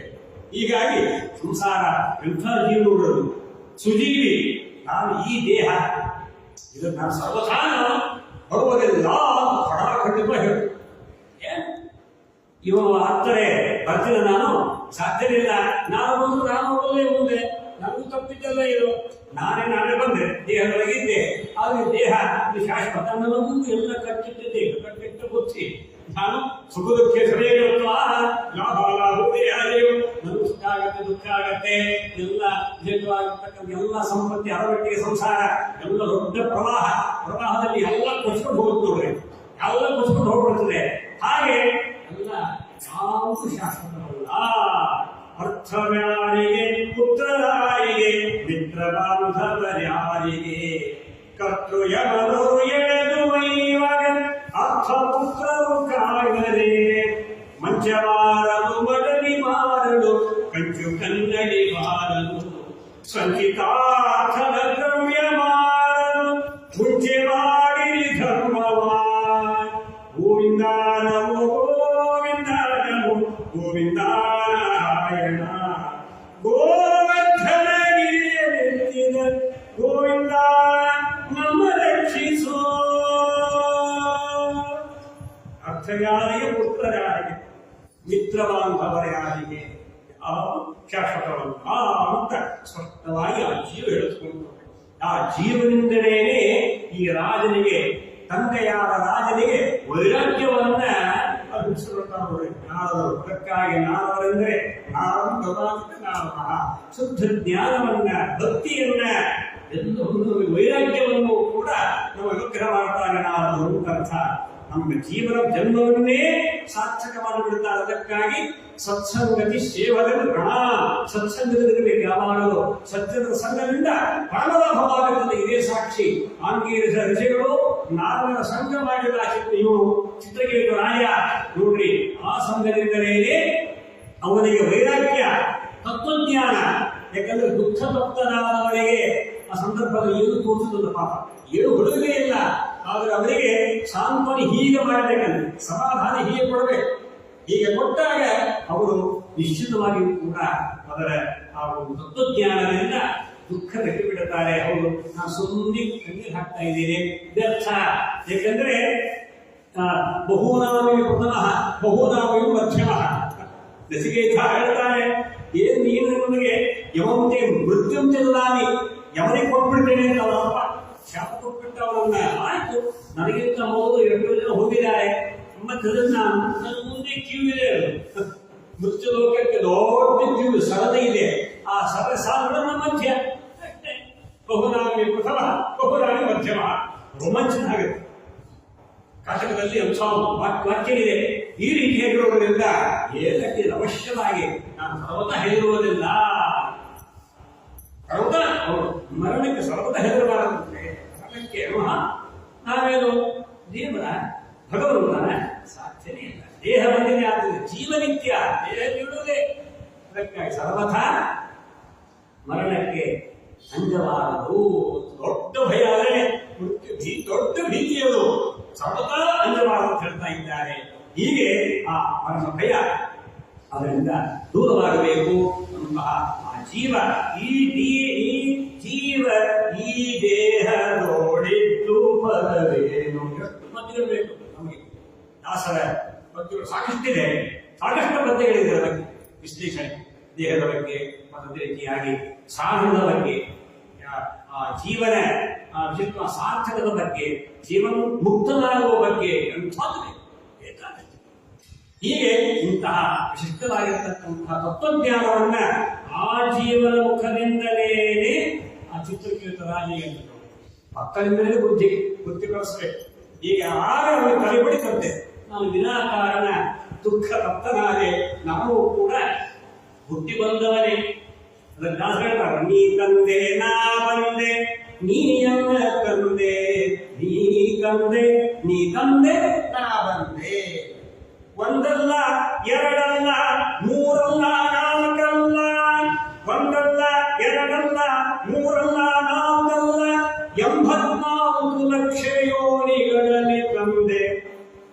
ತಂದೆ ನಾ ಬಂದೆ ನೀ ಎಂದ ತಂದೆ ನೀ ತಂದೆ ನೀ ತಂದೆ ನಾ ಬಂದೆ ನೀ ಎಂದ ತಂದೆ ನೋಡಿ ವಿಚಾರ. ಹೀಗೆ ಪರಮಾತ್ಮ ನಮ್ಮನ್ನು ಕಳಿಸಿದ್ದಾನೆ, ಅವರೇ ನಮ್ಮನ್ನು ಕರ್ಕೊಂಡು ಹೋಗ್ತಾನೆ. ಇರೋದ್ರಿಂದ ಒಂದೊಂದು ಎರಡಲ್ಲ 84 ಲಕ್ಷ ಯೋನಿಗಳಲ್ಲಿ ಹೊರಗೆ ಬರಬೇಕು ನಾವು. ಬಹುನಾಂ ಜನ್ಮನಾಮಂತೆ ಜ್ಞಾನವಾನ್ ಪ್ರಪದ್ಯತೆ. ಸುಕೃತಕೋಟಿ ದುರ್ಲಭವಾದದ್ದು ಈ ಮಾನವ ಶರೀರ. ತತ್ರಾಪಿ ದುರ್ಲಭತರಂ ಖಲು ಮಾನವತ್ವಂ ತತ್ರಾಪಿ ದುರ್ಲಭತರಂ ಖಲು ವೈಷ್ಣವತ್ವಂ. ತತ್ರಾಪಿ ದುರ್ಲಭತರಂ ಮತ್ಪರತ್ವಂ ಅಂತ ಹೇಳ್ತಾರೆ. ಇಷ್ಟೆಲ್ಲ ಮನುಷ್ಯ ಜನ್ಮ ದುರ್ಲಭ, ಅದರಲ್ಲಿಯೂ ಕೂಡ ಉತ್ತಮ ಜ್ಞಾನಿ ಆಗುವುದು ದುರ್ಲಭ. ಅದರಲ್ಲಿಯೂ ನನ್ನವನಾಗಬೇಕಲ್ಲ. ನನ್ನನಾಭವ ಮದ್ಭಕ್ತೋ ಭವ ಮಧ್ಯಾನಿ ಭವ ಮಾಂ ನಮಸ್ಕರೋ. ನನ್ನವನಾಗು, ನನ್ನ ಭಕ್ತನಾಗು, ನನ್ನ ಉದ್ದೇಶ ಮಾಡಿ ಯಜ್ಞಾಗ ಸಕ್ರಮಣಾನುಷ್ಠಾನ ಮಾಡು, ನನ್ನನ್ನೇ ನಮಸ್ಕಾರ ಮಾಡಿ. ಇಷ್ಟೆಲ್ಲ ತೇರ್ಗೆರೆ ಹೊರಗೆ ಹೊಂದಿದಾಗ ಮಾಮಿ ವಿಶ್ವಸಿ ತೇರ್ಗೆ ಹೊಂದಬೇಕು. ಇಷ್ಟೆಲ್ಲ ಪರೀಕ್ಷೆಯಲ್ಲಿ ಪಾಸ್ ಆಗಬೇಕು. ಮೊದಲು ಪರಮಾತ್ಮನ ದಾಸನಾಗಬೇಕು, ಪರಮಾತ್ಮನ ಪ್ರೀತಿಗೆ ಪಾತ್ರನಾಗಬೇಕು. ಇವರು ನನ್ನವರು, ನನ್ನ ಬಂಧು, ನನ್ನ ಬಂಧು ಇವರು, ನನ್ನ ಪ್ರಿಯ ಭಕ್ತ, ನನಗೆ ಅತ್ಯಂತ ಪ್ರೀತ್ಯಾಸ್ಪದ, ನನಗೆ ತುಂಬಾ ಬೇಕಾದವರು, ನನಗೆ ತುಂಬಾ ಬೇಕು, ನನ್ನ ಆತ್ಮೀಯರು, ನನಗೆ ತುಂಬಾ ಆತ್ಮೀಯ. ಹೀಗೆ ದೇವರನ್ನ ನಾವು ಪ್ರೀತಿಸಿದರೆ ಅವನು ಪ್ರೀತಿಸ್ತಾನಂತೆ. ಮನವನಿತ್ತರೆ ತನ್ನ ನೀವನ್ನು, ಅರ್ಥ ಇದೆ ಒಳಗಡೆ. ಮನವನಿತ್ತರೆ ತನ್ನ ನೀನು. ಹೀಗೆ ದೇವರು ಈ ರೀತಿಯಾಗಿ ಅವನನ್ನು ನಾವು ಅಷ್ಟು ಪರಿಪರಿಯಿಂದ ಪರಮಾತ್ಮ ನೀರು ವಿಶೇಷವಾಗಿ ಅನುಗ್ರಹ ಮಾಡಪ್ಪ. ನಿನ್ನವ ನಿನ್ನವ ಶ್ರೀನಿವಾಸ ನಾನನ್ಯನೆಲ್ಲವೋ ಶ್ರೀನಿವಾಸ. ನಿನ್ನವ ನಿನ್ನವ ಶ್ರೀನಿವಾಸ. ಹೀಗೆ ಅದರಲ್ಲಿ ನಾವು ಮಿಂದಿರಲು ನೋಡಿ ಪ್ರತಿಯೊಂದು ಪದ್ಯದಲ್ಲಿ ಅನುಭವಿಸಬೇಕು. ಅನುಭವಿಸಿ ಅಷ್ಟು ಮಿಂದಿ ನೀಡಬೇಕಾಗುತ್ತೆ. ಸ್ವಲ್ಪ ಸಾರ್ಥಕ ಆಗುತ್ತೆ. ಅನುಭವವೇ ಅನುಭವ. ಎಲ್ಲ ದಾಸರು ಅನುಭವಿಸಿ ಅವರು ನಮಗೆಲ್ಲ ಅದನ್ನು ಕೊಟ್ಟಿದ್ದಾರೆ. ನಾವು ಅನುಭವಿಸಬೇಕು. ಅನುಭವಿಸ್ತೀವಿ ದೊಡ್ಡ ಅನುಭವ. ದೇವರನ್ನ ಅವನ ಆ ಒಂದು ವಿಚಿತ್ರವಾದಂತಹ ಅನುಗ್ರಹ, ಅವನ ಪ್ರೀತಿ ಅನುಭವಿಸಬೇಕು. ಹೀಗೆ ಅವರನ್ನು ಅನುಭವಿಸಲು ಅದಕ್ಕೆ ಅವರು ಅಂತಹ ಸಾಕ್ಷಾತ್ ಶ್ರೀನಿವಾಸ ದೇವರನ್ನೇ ಪ್ರಸನ್ನೀಕರಿಸಬಹುದಾದ್ರೆ ಅವರು ಪ್ರಸನ್ನೀಕರಣದಾಸರಾದರು. ಭಗವಂತನನ್ನೇ ಪ್ರಸನ್ನೀಕರಣದಾಸರು ಪರಮಾತ್ಮನನ್ನೇ ಪ್ರಸನ್ನೀಕರಿಸಿಕೊಂಡ್ರು. ಪ್ರಸನ್ನ ವೆಂಕಟರಂತ ಅವರೇ ನಿಂತುಕೊಟ್ಟು ಅವರಿಗೆ ಹಾದಿಗೆ ಅವ್ರ ಕಥೆಯಲ್ಲಿ ಕೇಳ್ತೀವಿ ಅಂತ ರೋಮಾಂಚನ ಆಗತ್ತೆ ನಮಗೆ. ಹೀಗಾಗಿ ನಮ್ಮ ಜೀವನದಲ್ಲಿ ಅನುಭವವೇ ದೊಡ್ಡದಾದ ಸಾಧನ. ಅದಕ್ಕಾಗಿ ಅಲ್ಲಿ ಮುಹುರೋ ರಸಿಕಾಹ ಭುವಿ ಭಾವುಕಾಹ. ಅವುಗಳ ಸಜ್ಜನರೇ ಅವನ ಪುಣ್ಯೇನ ನೀವು ಅನುಭವಿಸಬೇಕಪ್ಪ ಅಂತ. ಅನುಭವಿಸ್ಬೇಕು. ಅನುಭವಿಸಿ ತಿಳಿಬೇಕು. ಅನುಭವಿಸದೆ ಅರಸಗೀಸು ಕವಿತ್ವ ನಿವೇದನೆ ಶಿರಸಿ ಮಾಲಿಕ ಮಾಲಿಕ ಮಾಲಿಕ ಕವಿ ಹೇಳ್ತಾನೆ. ರಸಿಕತೆ ಇದ್ದವರಲ್ಲಿ ದೇವರು ಯಾರಲ್ಲಿ ಆ ಭಕ್ತಿ ಇದೆ, ಭಾವುಕ ಸಜ್ಜನರಿದ್ದಾರಲ್ಲ, ಇದನ್ನು ಪ್ರೀತಿಸ್ತಾರೆ, ಆದರಿಸ್ತಾರೆ. ದೇವರ ಅನುಗ್ರಹ ಮತ್ತು ಒಂದು ಮೋಕ್ಷಾದಿ ಪುರುಷಾರ್ಥ ಅಪೇಕ್ಷೆ ಅವರಿಗಿದೆ. ಮುಮುಕ್ಷಗಳಿದಾರಲ್ಲ ಅವರಿಗೆ ಪುರುಷರಪ್ಪ ಇದರ ತತ್ವಜ್ಞಾನವನ್ನ. ಯಾರಿಗೆ ರಸಿಕತೆ ಇಲ್ಲ, ದೇವರು ಬೇಡ, ಧರ್ಮ ಬೇಡ, ತತ್ವಜ್ಞಾನ ಬೇಡ, ಶ್ರವಣ ಬೇಡ ಅಂತವ್ರಿಗೆ ಸರ್ವಥಾ ಹೇಳುವಂತಹ ಆ ಒಂದು ವಿಚಾರ ಹಣೆಯಲ್ಲಿ ಸರ್ವಥಾ ಬರಿಬೇಡಪ್ಪ, ಸರ್ವಥಾ ಬರಿಬೇಡ. ಶಿರಸಿ ಮಾಲಿಕ ಮಾಲಿಕ ಮಾಲಿಕ 3 ವರ್ಷ ಕವಿ ಹೇಳ್ತಾರೆ. ಮಾಲಿಕ ಮಾಲಿಕ ಅರಸಜೀಸ ಕವಿತ್ವ ನಿವೇದನೆ ಶಿರಸಿ ಮಾಲಿಕ ಮಾಲಿಕ ಮಾಲಿಕ ಸರ್ವಥಾ ಬರಿಬೇಕು. ಹೀಗೆ ನಾಸ್ತಿಕರಿಗೆ ಏನ್ ಹೇಳೋದು ಏನಪ್ಪ, ಅವರು ಸ್ವಭಾವೇ ಹಾಗೆ. ಸ್ವಭಾವೋ ದುರತಿಕ್ರಮ. ಅವರು ಸ್ವಭಾವ ಕಂಡುಕೊಂಡದ್ದು ಎಂದೆಂದಿಗೂ ವ್ಯತ್ಯಾಸ ಆಗುವುದಿಲ್ಲ. ಹಿಂದೆ ಬಂದಲ್ಲ ಹೆಂಡದ ಪಾತ್ರೆಯನ್ನ ಎಲ್ಲ ತ್ರಿವೇಣಿ ಸಂಘದಲ್ಲಿ 3-4 ಇಟ್ಟರಂತೆ. ಇಟ್ಟರು ಅದು ವಾಸನೆ ಬಿಡ್ತೇನು ಇಲ್ಲ. ಸುರ ಕುಂಭಮಾಪಕ ಮೊದಲೇ ಬಂತು. ವ್ಯರ್ಥ ರೀತಿಯಾಗಿ ಎಂದೆಂದಿಗೂ ಅವರನ್ನ ಔಟ್ ಮಾಡಿ ಬಿಟ್ಟಿರ್ಬೇಕಟ್ಟೆ. ಹೇಳಿದಷ್ಟು ಹೇಳಬೇಕು. ಆಚಾರ್ಯ ಹೇಳಿದ್ರು, ಇನ್ನು ಆಚಾರ್ಯ ಹೇಳ್ತಿದ್ದಾರೆ, ಹೇಳುವಷ್ಟು ಹೇಳಿ, ಹೇಳಿದಾಗ ಅವ್ರು ಮಾಡಿ ಬಿಟ್ಬಿಡಿ. ಯೋಗ್ಯತೆನೇ ಅಷ್ಟು ಅಷ್ಟೇ. ಯೋಗ್ಯತಾ ತಾರತಮ್ಯ ಯಾವ್ದಚ್ಚೆ ಮಿಶ್ರ ಬುದ್ಧಿ ಅಷ್ಟೇ. ನಮ್ದೇನು ಅವನು ಅಷ್ಟೇ. ಅವರು ಉದ್ಧಾರ ನಮ್ಮ ಕೈಲಿದೆ. ನಿಮ್ಮ ಯಾರಿಗಾರು ಗೊಂದಲ ಬಿಟ್ಟಿಲ್ಲ ಅಂತ ಹೇಳ್ತಾರಲ್ಲ, ಯಾರು ಉತ್ತರ ಕೊಡೋದಿಲ್ಲ. ದಲಿತಂದಾನ ಕೇಳಲಿಕ್ಕೆ ಉತ್ತರ ಯಾರು ಕೊಡ್ತಾರ? ನೀವು ಸಂಧ್ಯಾವನ ಮಾಡಿ ನನಗೆ ಕೇಳಿ ಅಂತ ಅವನೇ ಕೇಳ್ತಾರೆ. ಸಂಧ್ಯಾವನ ಜಪ ಮಾಡಿ ಹೇಳ್ತಾನೆ ಬಂದು ಹೋಗುತ್ತಿದೆ ಆಯುಷ್ಯ ಮಂಗಲ ಹೋಗು ಹಾಗೆ ಒಂದು ಸೌಭಾಗ್ಯ ಬಿಡಿಸಿ ನಿನ್ನ ಡಿಂಗೇರಿಗಳನ್ನ ಮಾಡೋ ಅನಂಗ ಜನಕ ಹೆಂಗೆ ಮಾಡಲಿಯ ಕೃಷ್ಣ? ಹೋಗುತ್ತಿದೆ ಆಯುಷ್ಯ. ಹೀಗೆ ಎಲ್ಲ ಇಲ್ಲೇ ಇಲ್ಲ ಜೀವನದಲ್ಲಿ, ಯಾವುದೂ ಇಲ್ಲ. ತೀರ್ಥಯಾತ್ರೆ ಮಾಡಲಿಲ್ಲ, ಸತ್ಸಂಗ ಸಂಘ ಮಾಡಲಿಲ್ಲ, ವ್ರತಕ್ಕೆ ಉಪವಾಸಗಳನ್ನು ಮಾಡಲಿಲ್ಲ, ಎಲ್ಲ ಇಲ್ಲೇ ಒಂದು ಇದೆ ಅಂತ ಇಲ್ಲೇ ಇಲ್ಲ ಜೀವನದಲ್ಲಿ. ಏನು ಉತ್ತರ ಕೊಡೋದಲ್ಲ, ಮಾಡಿದ್ರೆ ಉತ್ತರ ಕೊಡೋದು. ಹೇಳಪ್ಪ ಯಾಕೆ ಮಾಡಿ ಕೇಳ್ತಾನಂತೆ. ಒಮ್ಮೆ ನಾನು ದೇವರ ಸ್ಮರಣೆ ಮಾಡಿದೆಯಾ?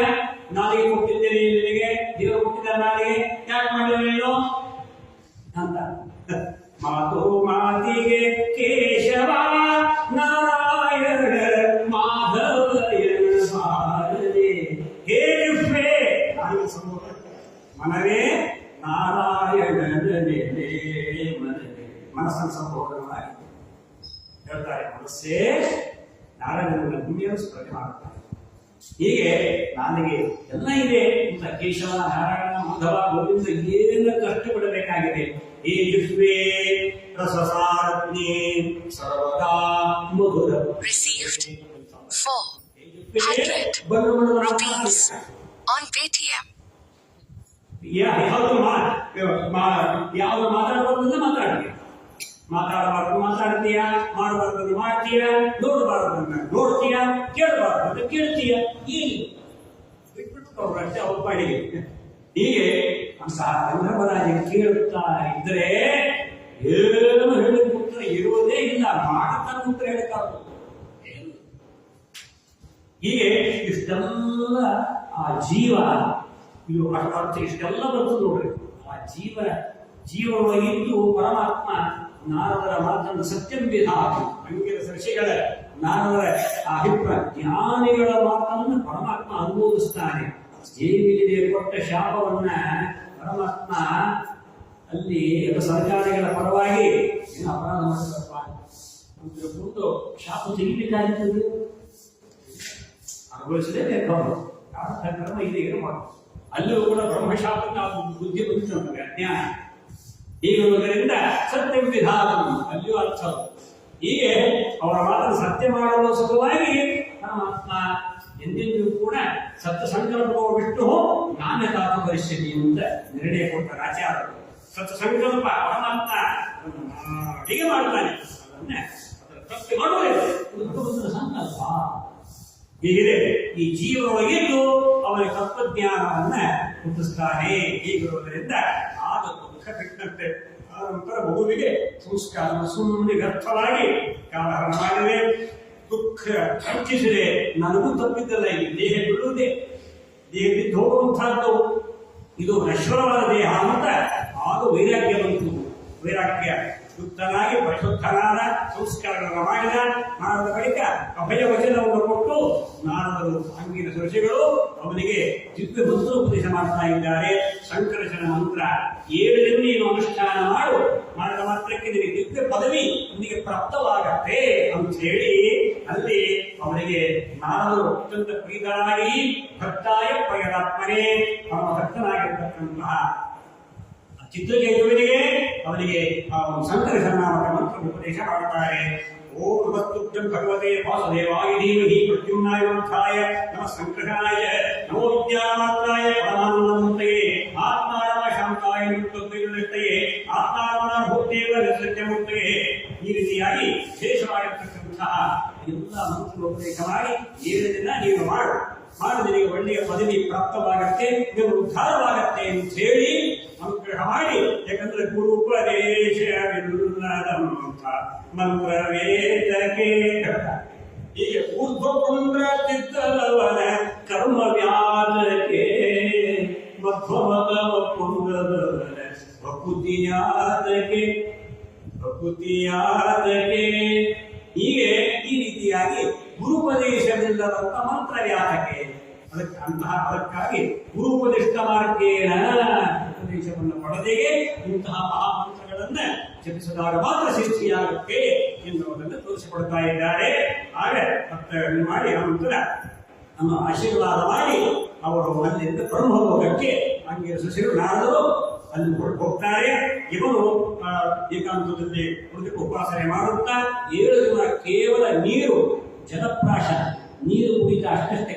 ನೀರು ಕುಡಿದು ಉಪಾಸನೆ ಮಾಡಿದ, ಜಪ ಮಾಡಿದ. ಜಪದಿಂದ ಕೆಲವು ನಂತರ ಅವನಿಗೆ ಪಾತಾಳಲೋಕ ಅಲ್ಲಿ ಶೇಷದೇವರು ದರ್ಶನ ಆಯಿತು. ಆ ನಂತರ ಶೇಷಶಾಹಿಯಾದ ಸಂಕರ್ಷಣ ಮೂರ್ತಿಯ ದರ್ಶನವೂ ಆಯಿತಂತೆ. ಅಲ್ಲಿ ಸ್ತೋತ್ರ ಭಕ್ತಿಯಿಂದ ಸ್ತೋತ್ರ ಮಾಡುತ್ತಾರೆ. ಗೌರವ ಕಿರೀಟ ತೀವ್ರ ಎಂಬುದಾಗಿ ದರ್ಶ ಸಿದ್ದೇಶ್ವರ ಮಂದಿರ ಪ್ರಭು ಎಲ್ಲ ಸಿದ್ಧರು ಸಾಧ್ಯಕ್ಷರು ಎಲ್ಲರೂ ಎಲ್ಲ ಕೆಂಪು ಕೇಂದ್ರರೆಲ್ಲರೂ ಕೂಡ ಸ್ತೋತ್ರ ಮಾಡ್ತಾ ಇದ್ದಾರೆ. ಅಂತಹ ಪರಮ ಮಂಗಲ ಸ್ವರೂಪಿಯಾಗಿರ್ತಕ್ಕಂತಹ ಆ ಸಂಕರ್ಷನಾಮಕ ಪರಮಾತ್ಮ ಶೇಷಶಾಹಿ ಅದು ಭಗವಂತನನ್ನ ಭಕ್ತಿಯಿಂದ ಸ್ತೋತ್ರ ಮಾಡಿದ, ಕೊಂಡಾಡ್ತಾ ಇದ್ದಾನೆ. ಗುರುಪರಾಜ ಆಂಗೀರಸ ನಾರದರ ಉಪದೇಶದಂತೆ ಮತ್ತು ನನ್ನ ದರ್ಶನದಿಂದ ನೀನು ಒಳ್ಳೆ ಸಿದ್ಧಿ ಪಡೆದಿದ್ದೀಯಪ್ಪ. ನೀನು ಸಿದ್ಧರಾಗಿದ್ದಿ, ನೀ ಸಿದ್ಧ ಪುರುಷರಾಗಿದ್ದಿ. ನಿನ್ನ ಎಲ್ಲ ಪಾಪಗಳೆಲ್ಲ ನಶಿಸಿ ಹೋಗಿವೆ. ಪಾಪ ಇರುವುದಕ್ಕೆ ದೇವರ ದರ್ಶನ ಆಗುವುದಿಲ್ಲ. ಪಾಪ ಪರಿಹಾರವಾಗಬೇಕು. ಪ್ರಾರಬ್ಧ ಕರ್ಮ ತೀರ ನಂತರವೇ ಮೋಕ್ಷ. ಪ್ರಾರಬ್ಧ ಕರ್ಮೇನೆ ಅಪರೋಕ್ಷ. ಎಲ್ಲ ಆದ ನಂತರವೇ ಅಪರೋಕ್ಷ ಜ್ಞಾನ ಆಗುವುದು. ದೇವರ ಸಾಕ್ಷಾತ್ಕಾರ ಆಗಬೇಕಾದ್ರೆ ಪ್ರಾರಬ್ಧ ಕರ್ಮ ತೀರಬೇಕು, ಮುಗಿಯಬೇಕು. ತಿಳಿದ ಹೀಗಿರೋದ್ರಿಂದ ಅಲ್ಲೇ ಇದರರ್ಥ ಎಂದೆಂದಿಗೂ ದೇವರ ದರ್ಶನ ಆಗುವುದಿಲ್ಲ ಅಂತ ಏನಿದೆ. ಅದಕ್ಕಾಗಿ ನಿನ್ನ ಪಾಪಗಳೆಲ್ಲ ಪರಿಹಾರವಾಗಿದೆಯಪ್ಪ. ನೀನು ಸಾಧನ ಮಾಡು. ಇಂತಹ ಶ್ರೇಷ್ಠವಾದ ಜನ್ಮ ಇದು. ಪರಮಾತ್ಮ ಹೇಳ್ತಾನೆ, ಜ್ಞಾನ ವಿಜ್ಞಾನ ಪ್ರದವಾಗಿರ್ತಕ್ಕಂತಹ ಈ ಮನುಷ್ಯ ದೇಹ. ಇನ್ನು ಯಾವುದೇ ಯೋನಿಯಲ್ಲಿ ಜ್ಞಾನ ಇಲ್ಲ. ಜ್ಞಾನ ಇಲ್ಲ, ವಿಜ್ಞಾನ ಇರುತ್ತದೆ, ಜ್ಞಾನವೇ ಇಲ್ಲ. ಅದಕ್ಕಾಗಿ ಅಂತಹ ಪಶು ಹಂದಿ ನಾಯಿ ನರಿ ಮತ್ತೆ ಕತ್ತಿ ಇದ್ದಾಗ ಶರಣು ಅಂತಂದ್ರೆ ಏನಾಗುತ್ತಾ ಹೇಳಿ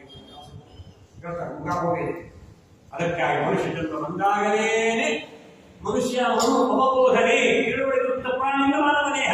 ಆದ್ದರಿಂದ ಇಂತಹ ಜ್ಞಾನ ವಿಜ್ಞಾನವನ್ನು ಕೊಡುವ ಈ ಮನುಷ್ಯ ಯೋನಿಯಲ್ಲಿ ತಾನು ಹುಟ್ಟಿ ಅವನು ಜ್ಞಾನ ಸಂಪಾದನೆ ಮಾಡದೆ ಹೋದರೆ ಮನುಷ್ಯನ ಹುಟ್ಟಿದ್ದು ವ್ಯರ್ಥ. ದೇವರು ಸಂಕರ್ಷಣ ಪ್ರಮತ್ತುವಂತ ಮಾತು ಇದೆ. ಜ್ಞಾನವಿದ ಸಂಪನ್ನ ಧಾರಯತ ನ ಆಶುಷಿಧ್ಯಸಿ. ಪರಮಾತ್ಮ ಹೇಳ್ತಾರೆ ಅಂದ್ರೆ ಮನುಷ್ಯರಲ್ಲಿ. ಅದಕ್ಕಾಗಿ ಯಾರು ಪರಮಾತ್ಮನನ್ನ ತಿಳಿಯುವುದಿಲ್ಲವೋ ಅವರು ಎಂದೆಂದಿಗೂ ಕೂಡ ಈ ಮರಣ ಭಯದಿಂದ ನಿವೃತ್ತನಾಗುವುದಿಲ್ಲ ಅಂತ ಅರ್ಥ. ಮರಣ ಭಯ ಹೋಗುವುದೇ ಇಲ್ಲ. ಯಾಕಂದ್ರೆ ಅವನು ಈ ಮರಣ ಭಯದಿಂದ ಪಾರಾಗಬೇಕಾದರೆ ಪರಮಾತ್ಮ ಅಂದ್ರೆ ಜ್ಞಾನ ವಿಜ್ಞಾನಯುಕ್ತವಾಗಿ ಪರಮಾತ್ಮನನ್ನ ತಾನು ತಿಳಿಯಬೇಕು.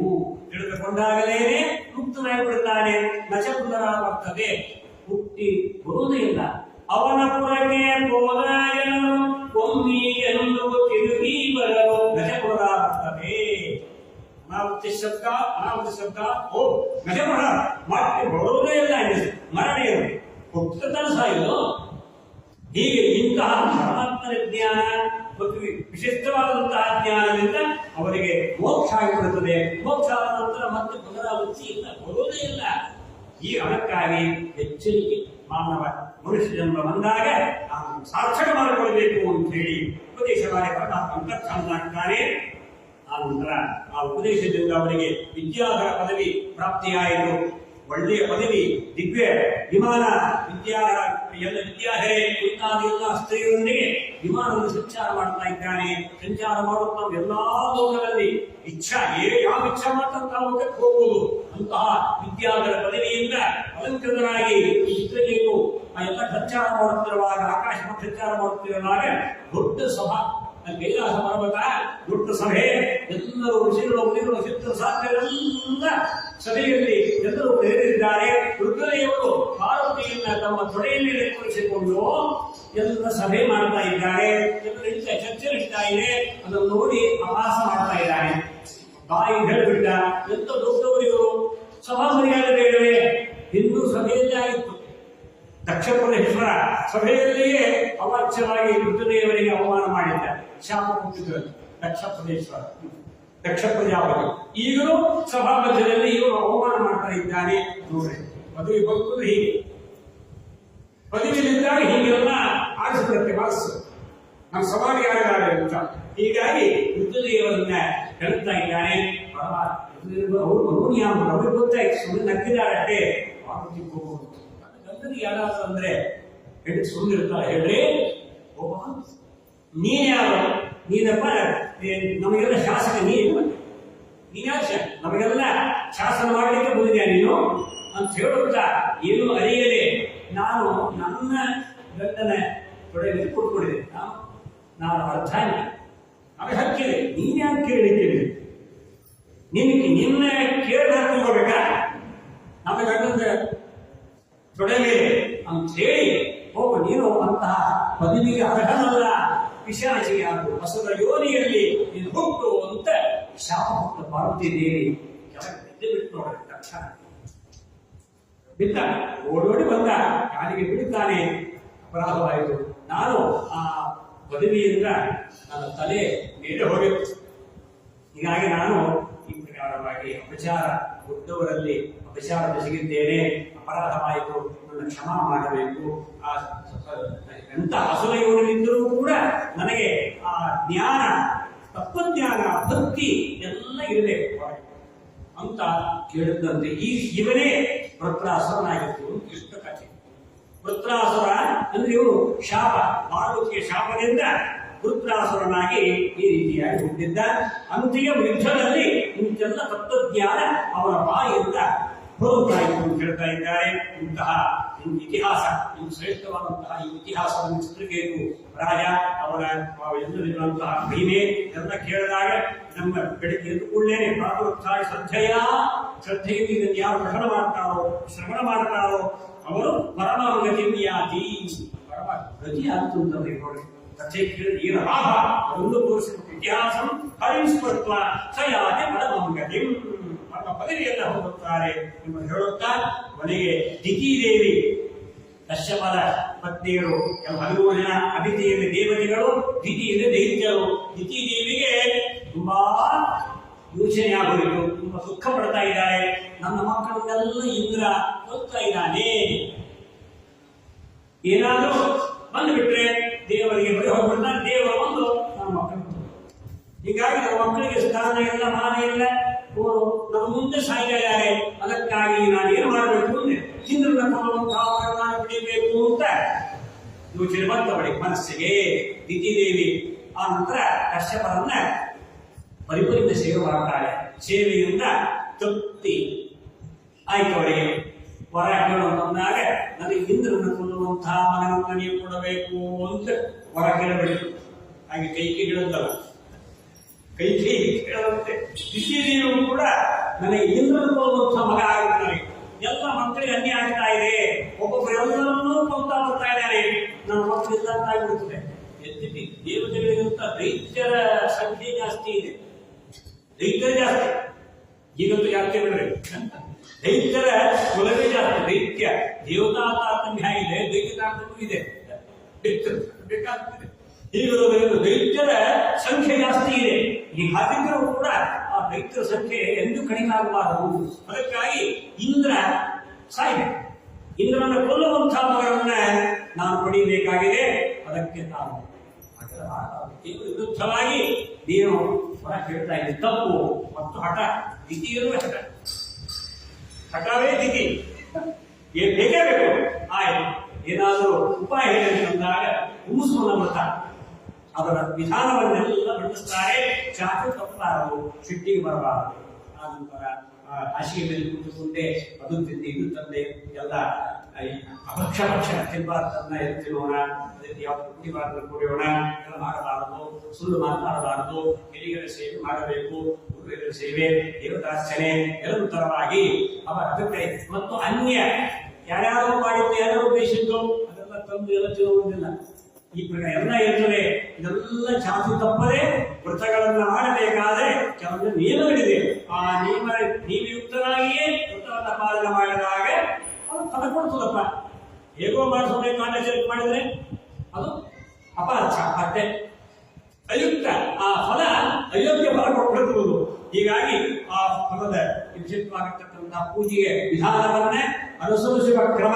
ವೃತ್ತಾಚರಣೆ ಮಾಡಬೇಕಾದ್ರೆ ಆ ಮುಂಚೆ ಏನೇನು ಜಾಗ್ರತೆ ವಹಿಸಬೇಕು, ಪ್ರತಿಯೊಂದು ಎಷ್ಟು ಪಂಚಕ ಮಾಡಬೇಕಾದ್ರೂ ಇದೆ, ವಿಶ್ವ ಪಂಚಕದ್ದು ಇದೆ, ಧಾರ ಮಾಡೋದು ಇದೆ, ಚಾತುರ್ಮಾಸದ್ದು ಇದೆ, ಎಲ್ಲ ವೃತ್ತಗಳಲ್ಲಿದೆ.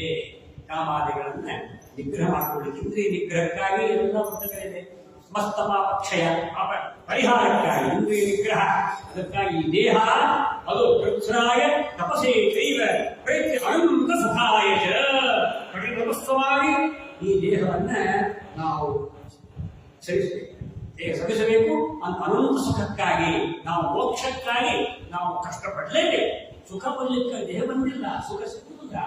ಅದಕ್ಕಾಗಿ ಕಷ್ಟಪಟ್ಟು ವ್ರತಗಳನ್ನ ಅನುಷ್ಠಾನ ಮಾಡಬೇಕೆನ್ನುವ ತತ್ವ ವ್ರತ ವಿಧಾನವನ್ನ ಹೇಳಿ ಓಂ ಭಗವತೆ ಮಹಾಪುರುಷಾಯ ಮಹಾಭೂತವತೆ ಸ್ವಾಹ ಶ್ರೀಯಂ ವಿಷ್ಣುಂಚ ವರದ ಆಶಿರಾಂ ಪ್ರಭುವಾಹು ಭಕ್ತ್ಯಾಸಕ್ತಿ ನಿತ್ಯಂ ಇದಿಚ್ಛತೆ ಇದಿಚ್ಛೆ ಸರ್ವಸಂಪನ್ನಃ ಹೇಳುತ್ತಾ ಆ ಮಂತ್ರಗಳನ್ನು ಉಪದೇಶ ಮಾಡಿ ಕೊಟ್ಟರು. ಅವರನ್ನು ಪೂರ್ಣ ವ್ರತ ಅನುಷ್ಠಾನ ಮಾಡಿದರು ಅಂತ ಧರಿಸಿದ್ದಾರೆ. ಆ ನಂತರ ಏನೋ ತಿನ್ನುವ ಬಯಕೆ ಪಾಪ ಗರ್ಭಿಣಿ ಕೇಳಬೇಕೆ, ಏನೋ ಆಕಾಂಕ್ಷೆ ಇತ್ತು ನೋಡ್ರಿ ಪಾಪ. ಹೀಗಾಗಿ ಏನೋ ತಿನ್ನಬೇಕು ಅಂತ ಹಂಬಲ ಪಾಪ, ತಿನ್ನಬೇಕು ಅಂತ ಅಪೇಕ್ಷೆ ಆಯಿತು, ತಿಂದಿದ್ದಾರೆ. ಆಯಾಸ, ದೇಹ ಆಯಾಸ ಆಗೋಯ್ತು, ಬೇಕಾದ್ಕೊಂಡಿಲ್ಲ, ಹಾಗೆಯೇ ಮನೆಗೆ ಬಿಟ್ಟಿದ್ದಾರೆ. ಇಂದ್ರದೇವರೇ ಅಲ್ಲಿ ಬಂದು ಬ್ರಹ್ಮಚಾರಿಯಾಗಿ ಬಂದು ಆ ತಾಯಿ ಸೇವೆ ಅಂದ್ರೆ ತುಂಬ ಗರ್ಭಿಣಿ, ಅವಳಿಗೆಲ್ಲ ಪೂಜೆಗೆ ಹೂವು ಹಣ್ಣು ಎಲ್ಲ ಬೇಕಲ್ಲ, ಎಲ್ಲ ಪತ್ರೆಗಳು ನೀರು ತೊಗೊಂಡ್ಕೊಡ್ಬೇಕು, ಎಲ್ಲ ಎಲ್ಲೆಲ್ಲೂ ಆಗಿನ ಕಾಲದಲ್ಲಿ ತಿರುಗಿದ್ರೆ ಎಲ್ಲ ಇರ್ತದೆ ಎಲ್ಲ ಹೀಗೆ ಎಲ್ಲ ಕಡೆನೂ ಒಂದೊಂದು ಯಾವ ಕಡೆ ಎಲ್ಲ ಏಕಾಲದಲ್ಲಿ ಓಡಾಡೋದು ಬೇಡ, ಎಲ್ಲಿ ಹೋಗುವುದೇ ಬೇಡ. ಹೀಗಾಗಿ ಗೋವಿಂದ ಇಲ್ಲ ಕಾಲೆಲ್ಲ ಎದ್ದು ವೇಸ್ಟ್ ಇಂಥ ಪರಿಸ್ಥಿತಿ ಕಾಲದಲ್ಲಿದೆ. ಈಗ ಎಲ್ಲ ಕೈ ಸಿಕ್ಕರೆ ಎಲ್ಲ ಅದು ಬಂದ್ಬಿಟ್ಟಿದೆ. ಈಗ ಸ್ಕೂಲ್ ತಾನೇ ತಿಳಿಸಂತೆ, ಅಡಿಗೆ ತಾನೇ ಮಾಡ್ಕೊಂಡು ತಾನೇ ಸ್ಕೂಲ್ ತಾನೇ ತಿನ್ಸ್ಬಿಡ್ರಿ, ಅಡಿಗೆನೂ ಬೇಡ, ಫಾಸ್ಟ್ ಫುಡ್ ಈಗೆಲ್ಲ ಕ್ಯಾಟ್ರಿಂಗ್ ಬಂದ್ಬಿಡ್ತದೆ. ವೃತ್ತಕ್ಕೂ ಎಲ್ಲ ನೈವೇದ್ಯಕ್ಕೇ ಏನು ಕಟ್ಟೆ ಎಲ್ಲ ಊಟ ಎಲ್ಲ ಮಾಡ್ಬಿಡೋಣ, ಹೋಗೋಣ ಒಂದು ದಿನಕ್ಕೆ ಅಂತ ಎಲ್ಲ ಹಾಡು ಬಿಡ್ತಾರೆ. ಇಲ್ಲಿ ಪಾಪ ಏನು ಅಂತ ಪ್ರಕಾರ ನಾವು ಬಿಟ್ಟು ಬಿಟ್ಟು ಹಣ್ಣಿನ ರೇತು ಬಿಟ್ಟು ಹೂವಿನ ರೇತು ಆಯ್ತು, ಪತ್ರ ಬಿಟ್ಟು ಫಲಂತೋ ಏನು ಇದ್ದೇ ಇಲ್ಲ. ಏನ್ ಸಾಕು ನೀರು ಅದು ತುಳಸಿ ಸಾಕು, ದೇವರಿಗೆ ಇನ್ನೇನಿದೆ ಸಾಕು. ಹೋಗಿ ಬಗೆ ಬಗೆ ಮೃಷ್ಟಾನ್ನ ಭೋಜ್ಯಗಳನ್ನು ಮಾಡಿ ವೃತ ಮಾಡದೆ ಈ ವೃತ್ತ ಆಯಿತು. ತಂಚನೆ ಅವ್ರ ತಂಚನೆ ತಮ್ಮ ಉಭಯೋಪರ ಏನು ವೃತ್ತ ಅಂದ್ರೆ ಎಲ್ಲ ಅನವರ್ತವೇ, ಏನು ನಮಕ್ಷಷ್ಟು ಘೋರ ನರಕವೇ, ಘೋರ ಪಾಪನೇ ಅಂತ ಹೇಳ್ತಾ ಇದ್ದಾರೆ. ಇಂಥ ಪರಿಸ್ಥಿತಿ ಇದೆ. ಹೀಗಾಗಿ ಇಂದ್ರದೇವರು ಅದು ಬ್ರಹ್ಮಚಾರಿಯಾಗಿ, ಯಾಕಂದ್ರೆ ಇಂತಹ ದೇವರ ಒಂದು ಲೀಲೆ ನೋಡ್ರಿ, ಅವಾಗ ಅವರೇ ಬ್ರಹ್ಮಚಾರಿಯಾಗಿ ಆ ಸಂದರ್ಭದಲ್ಲಿ ಒಂದು ತಾಯಿಯ ಸೇವೆಯನ್ನು ಮಾಡ್ತಾ ಇದ್ದಾರೆ. ಕಾಲ ಯಾವಾಗ ಈ ವೃತ್ತದಲ್ಲಿ ವಿಧಿಯಲ್ಲಿ ಯಾವಾಗ ಇವಳು ತಪ್ಪಿ ಹೆಜ್ಜೆ ಇಡ್ತಾಳೋ ಹಾಗೆ ನನ್ನ ಕಾರ್ಯವನ್ನು ಮಾಡಬೇಕು ಅಂತ ಕಾಯ್ತಾ ಇದ್ರು. ಇದು ಬಂತು ಆವಾಗ ತಕ್ಷಣವೇ ಅವರು ಹಾಗೆ ಪಾಪ ಏನೋ ಒಂದು ಕೈ ತೊಳೆಯದೆ ಮುಸಳಿ ಪದಾರ್ಥ ಏನು ತೊಳೆಯದೆ ಪಾಪ ಹಾಗೆ ಬಿಟ್ಟಿದ್ದಾರೆ. ಇದೇ ಸಂದರ್ಭ ಅಂದುಕೊಂಡು ಇಂದ್ರದೇವರು ಗರ್ಭ ಪ್ರವೇಶ ಮಾಡಿದರು. ಅಲ್ಲಿ ಆ ಗರ್ಭವನ್ನು 7 ತುಂಡನ್ನಾಗಿ ಮಾಡಿದಂತೆ. ಆ 7 ಮಕ್ಕಳು 7 ಅವಾಗ 49 ತುಂಡುಗಳಾಗಿತ್ತು. 49 ಮರುಗಣಗಳ ಉತ್ಪತ್ತಿ ನೋಡ್ತಾರೆ. ದಿತಿದೇವಿಗೆ ಎಚ್ಚರ ಆಗಿದೆ. ಎಲ್ಲ ಮಕ್ಕಳು ಒಳ್ಳೆ ಎಲ್ಲ ಇಂದ್ರದೇವರು ನಿಂತಿದ್ದಾರೆ, ಎಲ್ಲ ದೇವತೆಗಳು ಹೀಗಾಗಾಯ್ತೇನೋ, ಏನು ಮಕ್ಕಳು ನಿರ್ಬಂಧ ನನಗೆ ಮೋಸ ಮಾಡಿದೆಯಾ, ನಿನ್ನನ್ನು ಮಗನನ್ನ ನಾನು ನೋಡಬೇಕಂದ್ರೆ ನೀ ಎಲ್ಲ ನಿನ್ನ ಸಹೋದರರಾಗಿಲ್ಲ, ಏನು ಆಶ್ಚರ್ಯ ಇದು. ಹೌದು, ನೀನು ಈ ರೀತಿಯಾಗಿ ನಿನ್ನೆ ಅಪಚಾರ ಆಯ್ತು, ವೃತಭಂಗ ಆಯಿತು, ನಾನೇನು ಮಾಡಿ ವೃತಭಂಗ ಆಗಿದ್ದಕ್ಕೆ ಈಗ ಹೋಗಲಿ. ಅದಕ್ಕಾಗಿ ದೇವಿ ಇಚ್ಛೆ, ಪರಮಾತ್ಮನ ಇಚ್ಛೆ ಅಷ್ಟೇ. ಅದನ್ನು ಕಶ್ಯಪ ಹೇಳಿದ ಸತ್ಯ ವಿಧಾನ. ಪರಮಾತ್ಮನ ಇಚ್ಛೆಗೆ ವಿರುದ್ಧವಾಗಿ ಹೋಗಬಾರದು. ನೀನು ದೇವರ ಇಚ್ಛೆಗೆ ವಿರುದ್ಧವಾಗಿ ಹೋಗ್ತಾ ಇದ್ದೀಯ, ಸಂಕಲ್ಪಕ್ಕೆ ವಿರುದ್ಧವಾಗಿ ಹೋಗ್ತಾ ಇದ್ದೀಯ. ನಿನ್ನ ಸಂಕಲ್ಪಾನುಸಾರ ಮಾಡುವಂತಿದೆ, ನಿನ್ನ ಚಿತ್ತಕ್ಕೆ ಬಂದದ್ದು ಎಲ್ಲ ಚಿತ್ತಕ್ಕೆ ಬರಲಿ ಅಂತಿದೆ. ಅಂದ ಬಳಿಕ ನೀನು ಹರಿಚಿತ್ತ ಸತ್ಯ, ನಗ ಚಿತ್ತಕ್ಕೆ ಬಂದದ್ದು ತವರೇಶ ನಡೆಯಲು ಹರಿಚಿತ್ತ ಸತ್ಯ ಹರಿಚಿತ್ತ. ನರಚಿತ್ತಕ್ಕೆ ಬಂದದ್ದು ಕಮಲೇಶನಿಯನು ತದಿಚ್ಛಾಹಿ ತದಿಚ್ಛಾಸ್ಯಾನ್. ಪರಮಾತ್ಮನ ಇಚ್ಛೆಯೇ ಪ್ರಬಲವಾದದ್ದು ಹೊರತು ಎಲ್ಲರ ಇಚ್ಛೆ. ಅದಕ್ಕಾಗಿ ನಿನ್ನ ಇಚ್ಛೆಗೆ ಬಂದದ್ದು ಮಾಡು ಸರ್ವೇಶ, ಎನ್ನ ಸ್ವಾತಂತ್ರ್ಯ ಉಂಟೆ ಅಂತ ಹೇಳ್ತಾರೆ ಜಯದಾಸ. ನಿನ್ನ ಚಿತ್ತಕ್ಕೆ ಒಂದು ಮಾತು ಎಲ್ಲ ಸ್ವಾತಂತ್ರ್ಯ ಉಂಟೆ, ನನ್ನ ಸ್ವಾತಂತ್ರ್ಯ ಇಲ್ಲಪ್ಪ. ನಿನ್ನ ಇಚ್ಛೆಗೆ ವಿರುದ್ಧ ಯಾರು ಹೋಗ್ತಾರೋ ಅವರಿಗೆ ಏಳಿಗೆ ಇಲ್ಲೇ ಇಲ್ಲ. ಅವರ ಇಚ್ಛೆಗಳು ಈಡೇರುವುದಿಲ್ಲ. ಎಲ್ಲ ಇಚ್ಛೆ ಎಲ್ಲ ಧ್ವಸ್ತವಾಗಿರುತ್ತದೆ. ಅದು ನಿನ್ನ ಇಚ್ಛೆ ಇದ್ದರೇನೆ ನೆರವೇರತ್ತೆ ಅಂತ ಅರ್ಥ. ಸುದತಿ ಮಕ್ಕಳ ಭಾಗ್ಯ ಬಯಸುವುದು ನರಚಿತ್ತ, ಮದುವೆಯಾಗಲಿರುವುದು ನರಚಿತ್ತವು. ಸದಾನದಾನವ ಮಾಡುವುದೇ ನರಚಿತ್ತ, ಪದಚಾರಿಯಾಗುವುದು ಹರಿಚಿತ್ತವಯ್ಯ. ಹರಿಚಿತ್ತ ಸತ್ಯ ಹರಿಚಿತ್ತ, ನರಚಿತ್ತಕ್ಕೆ ಬಂದದ್ದು ನವಲೇಶನಿಯನು. ಹರಿಚಿತ್ತ ಸತ್ಯ ಹರಿಚಿತ್ತ, ದೇವರ ಚಿತ್ತ. ಅದಕ್ಕಾಗಿ ದೇವರ ಇಚ್ಛೆಯೇ ಬೇರೆ, ನರನ ಇಚ್ಛೆಯೇ ಬೇರೆ. ಹೀಗೆ ಅದಕ್ಕಾಗಿ ಈ ನಾವು ಸಂಕಲ್ಪ ಮಾಡ್ತೇವೆ, ತೀರ್ಥಯಾತ್ರ ಎಲ್ಲ ಸಂಕಲ್ಪ ಮಾಡಬೇಕು, ಸಂಕಲ್ಪ ಮಾಡ್ತೇವೆ. ಅದು ದೇವರ ಇಚ್ಛೆಗೆ ಬಂದರೆ ಯಾತ್ರೆ ಆಗುತ್ತೆ. ಇಲ್ಲ ಮುಂದೆ ಹೋಗ್ತಾನೆ ಇರ್ತದೆ, ಹೋಗ್ತಾನೆ. ಅವನ ಚಿತ್ತಕ್ಕೆ ಬಂದಿಲ್ಲ ಅಂತ ದೇವರ ಚಿತ್ತಕ್ಕೆ ಬಂದಾಗೆ ನೆರವೇರುತ್ತೆ. ಅದು ನೀವು ಹೇಳ್ತೇವೆ. ಹೀಗೆ ನೋಡ್ರಿ, ಕರ್ಮಾಧ್ಯಕ್ಷ ಪರಮಾತ್ಮನಾದ್ದರಿಂದ ಸಂಕಲ್ಪ ನಾವು ಮಾಡ್ತೇವೆ. ಆ ಸಂಕಲ್ಪ ಸಫಲವಾಗಬೇಕಾದರೆ ಪರಮಾತ್ಮನ ಸಂಕಲ್ಪ ಇರಬೇಕು. ಅವನ ಸಂಕಲ್ಪ ಇದ್ದರೇನೆ ಈ ಸಂಕಲ್ಪ ಈಡೇರುತ್ತೆ, ಇಲ್ಲಾಂದ್ರೆ ವಿಕಲ್ಪ. ಹೀಗೆ ಈ ರೀತಿಯಾಗಿ ರಾಜನ ಮಹಾಭವತಾಂ ಜನ್ಮ ಮುಂದೆ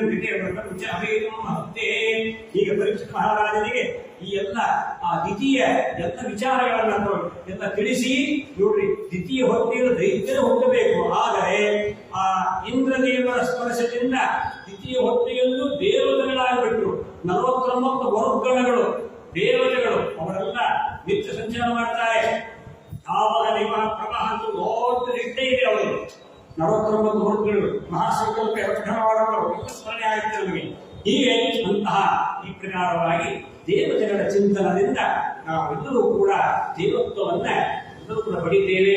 ದೇವತೆಗಳ ಪ್ರೀತಿಗೆ ಪಾತ್ರರಾಗಬೇಕು ಹೊರತು ಎಂದೆಂದು ದೇವರ ವಿರುದ್ಧವಾಗಿ ಸಂಕಲ್ಪ ಮಾಡಬಾರದು ಎನ್ನುವಂತಹ ತತ್ವವನ್ನ ತಿಳಿಸಿಕೊಡ್ತಾ ಇದ್ದಾರೆ. ಸಮಾಪ್ತ. ಈ ರೀತಿಯಾಗಿ 6ನೇ ಸ್ಕಂದವನ್ನ ಮುಂದೆ ಮಾಡ್ತಾ ಇದ್ದಾರೆ. ಸರ್ವೋತ್ಕೃಷ್ಟವಾಗಿರ್ತಕ್ಕಂತಹ ಭಾಗವತ ಮೋಕ್ಷಶಾಸ್ತ್ರ ಮಾಡಿರ್ತಕ್ಕಂತಹ ಅಧಿಕ ಮಾಸದ ಉಪಯುಕ್ತವಾಗಿ ಮುಂದೆ ಬರುವಂತಹ 2026 ಅಧಿಕ ಮಾಸ ಉಪಯುಕ್ತವಾಗಿ ಪರಮಾತ್ಮನಿಗೆ ಅಧಿಕ ಪ್ರಿಯವಾದದ್ದು ಭಾಗವತ. ಪರಮಾತ್ಮನೇ ಭಾಗವತ ಪ್ರಿಯ, ಅವನೇ ಪುರುಷೋತ್ತಮ ನಿಯಾಮಕ ಅಧಿಪತಿಯಾದ್ದರಿಂದ ಶ್ರೇಷ್ಠವಾದ ಭಾಗವತ ಮಹಾಪುರಾಣ ಈ ಒಂದು ವಿಚಿತ್ರವಾಗಿರ್ತಕ್ಕಂತಹ ಪ್ರವಚನ ಪ್ರತಿಯೊಂದು ಪ್ರತಿ ಮಾಸದಲ್ಲಿಯೂ ಕೂಡ ನೆರವೇರುತ್ತಾ ಇದೆ. ಆ ಮೂಲಕವಾಗಿ ಮಹಾಸ್ವಾಮಿಯವರ ಆಜ್ಞೆ ಮತ್ತು ಅನುಗ್ರಹದ ಮೂಲಕವಾಗಿ ಮುಂದೆ ಏಕಾದಶ ಸ್ಕಂದ ಇತ್ತು, ನನಗೆ 11 ಸ್ಕಂದ ಇತ್ತು. ಆದರೆ ಮತ್ತೆ ಅನಿರುದ್ಧಾಚಾರ್ಯರು ನಾವು ಮಾಡಿ 6ನೇ ಸ್ಕಂದ ಆಗಬೇಕು ಅಂತ ಹೇಳುವಾಗ ವಿಶೇಷವಾಗಿ ರೀತಿಯಾಗಿ ಟೀಕೆಯವರು ಸಾರ್ವಭೌಮ ಪರಮ ಪಾವನ ಮಹಾಸಂಧಾನದಲ್ಲಿ ವಿಶೇಷವಾಗಿರ್ತಕ್ಕಂತಹ 2 ಮಾತುಗಳನ್ನ ಅನುವಾದ ಮಾಡಿದ್ದೇನೆ. ತಪ್ಪು ಇದ್ದರೆಲ್ಲ ನನಗೆ ಬಿಟ್ಟುಬಿಡ್ರಿ. ಗುಣ ಇದ್ದರೆ ಅದೆಲ್ಲ ನಮ್ಮ ಗುರು ಮಹಾಸ್ವಾಮಿಯವರು ನಮ್ಮ ನಾಡಿಗೆ 2 ವಾಕ್ಯಗಳನ್ನ ನುಡಿಸಿದ್ದಾರೆ. ಈ ಒಂದು ವಿಶಿಷ್ಟವಾಗಿರ್ತಕ್ಕಂತಹ ಅನುವಾದ ಮಾಡುವಂತಹ ಭಾಗ್ಯ ಸಲ್ಲಿಸುವಂತಹ ಟೀಕೆ ಬಡಾವಣೆಯ ಎಲ್ಲ ಪದಾಧಿಕಾರಿಗಳಿಗೂ ತಮ್ಮ ಎಲ್ಲರಿಗೂ ಕೂಡ ಮಹಾಗುರುಗಳಿಗೂ ಎಲ್ಲರಿಗೂ ಅಭಿನಂದನೆಗಳನ್ನು ಸಲ್ಲಿಸುತ್ತಾ ಅನೇನ ಭಾವಯ ಪುಣ್ಯಂ ಮತ್ತೆ ಈ ಒಂದು ಸೇವಾ ಭಾಗ್ಯವನ್ನ ಸದವಕಾಶವನ್ನ ಮತ್ತೆ ನನಗೆ ಸಿಗಲಿ, ಮಹಾಭಾಗ್ಯ ದೊರಕಲಿ. ಕ್ರಮಣಾದಿ ಸಾಧನವನ್ನ ಎಲ್ಲರಿಗೂ ಭಗವಂತ ಮಾಡಿಸುತ್ತಾ ಅನುಗ್ರಹ ಮಾಡಲಿ. ಸಮಸ್ತ ಸನ್ಮಂಗಲಗಳು ಭಕ್ತರಿಗೂ ಉಂಟಾಗಿ ಸರ್ವೇ ಜನ ಸಮಸ್ತ ಸನ್ಮಂಗಲಾಗಿ ಹೊಂಟು ಜ್ಞಾನ ವೈರಾಗ್ಯಾದಿ ಸಿದ್ಧಿ ಆಗಲಿ ಅಂತ ಹೇಳಿ ಮಂಗಲ ಮಾಡ್ತಾ ಇದ್ದೇನೆ. ಶ್ರೀಕೃಷ್ಣ ಹೇಳ್ತಾ ಇದ್ರು ಇದು ಪುರಾಣ ಸಾರರೂಪ ಅಂತ. ಭಾಗವತ ಪೂರ್ಣ ಅರ್ಥ ಆಗಬೇಕಾದ್ರೆ ಎಲ್ಲಾ ಪುರಾಣಗಳು ಓದ್ಕೋಬೇಕಂತ. ಎಲ್ಲಾ ಪುರಾಣಗಳು ಅಧ್ಯಯನ ಮಾಡಿಕೊಂಡು 17 ಪುರಾಣಗಳ ಅವನ ಅವಲೋಕನ ಇದ್ರೆ ಭಾಗವತ ಅರ್ಥ ಆಗುತ್ತೆ. ಅಷ್ಟು ಎಷ್ಟು ಹೇಳಿದ್ರು ಮುಗಿದೇ ಇದೆ ಇದು ಭಾಗವತ. ನಾವು ಮುಗಿಸ್ಬೇಕಂತೆ. ಹಾಗೆ ಸಮುದ್ರ ಎಷ್ಟು ಮುಳುಗಿದ್ರು ಮತ್ತೆ ಮತ್ತೆ ಇನ್ನೂ ಮುಳುಗಬೇಕು ಅಂತ ಇರ್ತದೆ.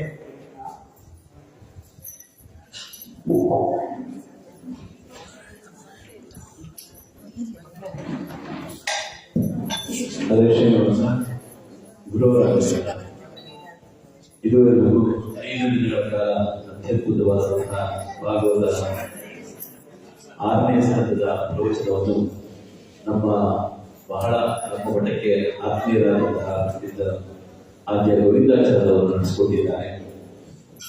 ನಿಮಗೆ ಆಕ್ಚುಲಿ ನಮ್ಮೊಂದು ವಿಷಯ ಹೇಳಬೇಕು. ನಮ್ಮ ಆದ್ಯ ಗೋವಿಂದಾಚಾರ್ಯರ ಬಾಯಲ್ಲಿ ಹರಿಕಥೆ ಕೇಳಿದ್ರು. ನಾನು ಹೋದ ವರ್ಷ ಹೆಚ್ಚು ಕಮ್ಮಿ ಇದೇ ಸಮಯದಲ್ಲಿ ನಾನು ವ್ಯಾಸರಾಜಮಠದಲ್ಲಿ ಸೋಸ್ಲೆ ವ್ಯಾಸರಾಜಮಠದಲ್ಲಿ ಅವರ ಗುರುಗಳಾದಂತಹ ಅಲ್ಲಿ ಅವ್ರ ಸಾನ್ನಿಧ್ಯದಲ್ಲಿ ಆದ್ಯ ಗೋವಿಂದಾಚಾರ್ಯ ಅವರು ಹರಿಕಥೆ ಮಾಡಿದ್ರು. ಎಷ್ಟು ಚೆನ್ನಾಗಿತ್ತಪ್ಪ ಅಂದ್ರೆ ಅದು ಅಕ್ಕಪಕ್ಕ ವಾದ್ಯ ಸಹಿತ ಆ ಹರಿಕಥೆನ ನಮ್ಮಟ್ಟು ಸರಿ ನಡೆಸಬೇಕು ಅಂತ ದಯಮಾಡಿ ಅವರು ನಡೆಸ್ಕೊಡ್ಬೇಕು ಅಂತ ನಿಮ್ಮೆಲ್ಲರೂ ತುಂಬಾ ಚೆನ್ನಾಗಿದೆ. ಅದು ಎಂತೆಂತ ಒಳ್ಳೆ ಹಾಡುಗಳು ಹೇಳಿದ್ರು, ಎಂತ ಪಕ್ವಾದದಲ್ಲಿ ಅವ್ರ ಬಾಯಿನ ಹರಿಕಥೆ ಕೇಳಬೇಕು. ಆ ಸಂದರ್ಭ ಆದಷ್ಟು ಬೇಗ ಬರಲಿ ಅಂತ ಹೇಳ್ತಾರೆ. ಈ ಸಂದರ್ಭದಲ್ಲಿ ನಮ್ಮ ಶ್ರೀಮಠದ ಧರ್ಮದರ್ಶಿಗಳು ಹಾಗೂ ಪಂಡಿತರಾದಂತಹ ಮುಕುಂದಾಚಾರ್ಯರು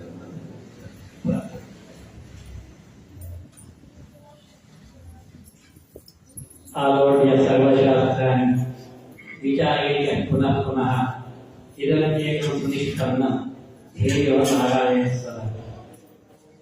ಆಚಾರ್ಯ ಬಾಯಿಗೆ ಕೇಳಿದಂತಹ ಶಾಸ್ತ್ರ ತಕ್ಕ ಹರಿದಾಸ ಸಾಹಿತ್ಯ ಎರಡೂ ಮಿಲನವಾದಾಗ ಇದನ್ನ ಪಡೆದಂತ ಒಂದು ವಿಶೇಷವಾದ ಸೌಭಾಗ್ಯ.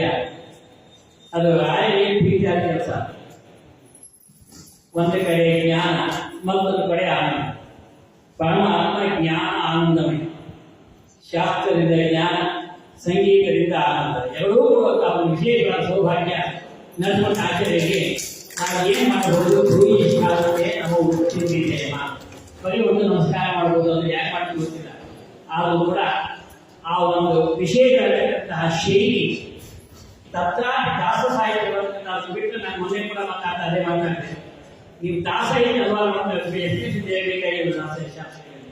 ಆ ರೀತಿಯಲ್ಲಿ ಆ ಸಮನ್ವಯ ಇದೆಯಲ್ಲ, ಅದು ಆಚಾರ್ಯ ಪೂರ್ಣಾಂಗವಾಗಿ ತತ್ರಾಲಯವಾಗಿ ವಿಶೇಷವಾಗಿ ಸತ್ಯಾತ್ಮತೆಯಿಂದ ಪ್ರೂವಾಗಿರ್ತಕ್ಕಂಥ ಸಹಪಾಠಿಗಳು ಸಾಮಾನ್ಯ ಬಾಂಬೆ ರೀತಿಯಾಗಿದ್ದಲ್ಲಿ ವಿಶೇಷ ರೀತಿಯಲ್ಲಿ ಇವತ್ತು ಕೂಡ ಇಬ್ಬರು ಮಕ್ಕಳು ಕೂಡ ಬಾಂಬೆ ದೇಶದಲ್ಲಿ ಅಭ್ಯಾಸ ಮಾಡ್ತಾ ಇದ್ದಾರೆ. ಆಚಾರ್ಯ ಅವರಿಗೆ ಕಡಿಮೆ ಬೆಲೆ ಆಗ್ತದೆ. ಇವರಿಗೆ ರಾಯ ಪೂರ್ಣಾಧ್ಯಾಯಕ್ಕೆ ಇವತ್ತು ಮೈಸೂರಿನಲ್ಲಿ ರಾಯ ಸೇವೆ ಮಾಡಿಕೊಂಡು ಮುಂದೆ ಹೋದ ಹಾಗೆ ಯಾಕೆ ರಾಯ ಸೇವೆ ಮಾಡಿ ಏನಾಗಿದೆ ಅಂತಂದ್ರೆ ತವ ಸಂಕೀರ್ತನ ವೇದಶಾಸ್ತ್ರ ಅಂದ್ರೆ ಜ್ಞಾನ ಸಿದ್ಧಿ ಶ್ರೀ ರಾಘವೇಂದ್ರ ಸಕಲ ಹೇಳಿ ಅಂಥವರಿಗೆ ರಾಯ ಪೂರ್ಣಾಂಗವಾಗಿ ಇದೇ ಮಠದಲ್ಲಿ ಒಂದು ರಾಯ ಆರಾಧನೆಯಲ್ಲಿ ಹರಿಕಥಾಂತ ನ್ಯಾಯಾಲಯ ಮಾಡ್ತಾ ಇದ್ದೇವೆ. ನಮ್ಮ ಮಾವನಲ್ಲಿ ಪೂರ್ಣಾಸ್ತಿ ಮಾಡಿದ್ದು ತುಂಬಾ ಚೆನ್ನಾಗಿ ರಾಯ ನಡೆಸ್ಕೋಬಹುದು. ರಾಯ ಅಂದ್ರೆ ರಾಯ ರಾಯ ಮಹಿಳೆ ಅವ್ರ ಕೈಲಿ ಮುಗಿಸಿ ಅಂತ ಹೇಳಿ ರಾಯನೇ ಪ್ರಾರ್ಥನೆ ಮಾಡ್ತಾ ಆಧ್ಯಾತ್ಮಿಕ ನಮ್ಮ ಮುಂದಿನ ವಿಶೇಷವಾದ ಆ ಒಂದು ಒಡನಾಟ ಇನ್ನೂ ದೃಢವಾಗಿ ನಾನು ರಾಯನ ಪ್ರಾರ್ಥನೆ ಮಾಡ್ತಾ ನಾನು ಎರಡು ಮಾತು ಮುಗಿಸ್ತಾ ಇದ್ದೇನೆ. ಕೃಷ್ಣ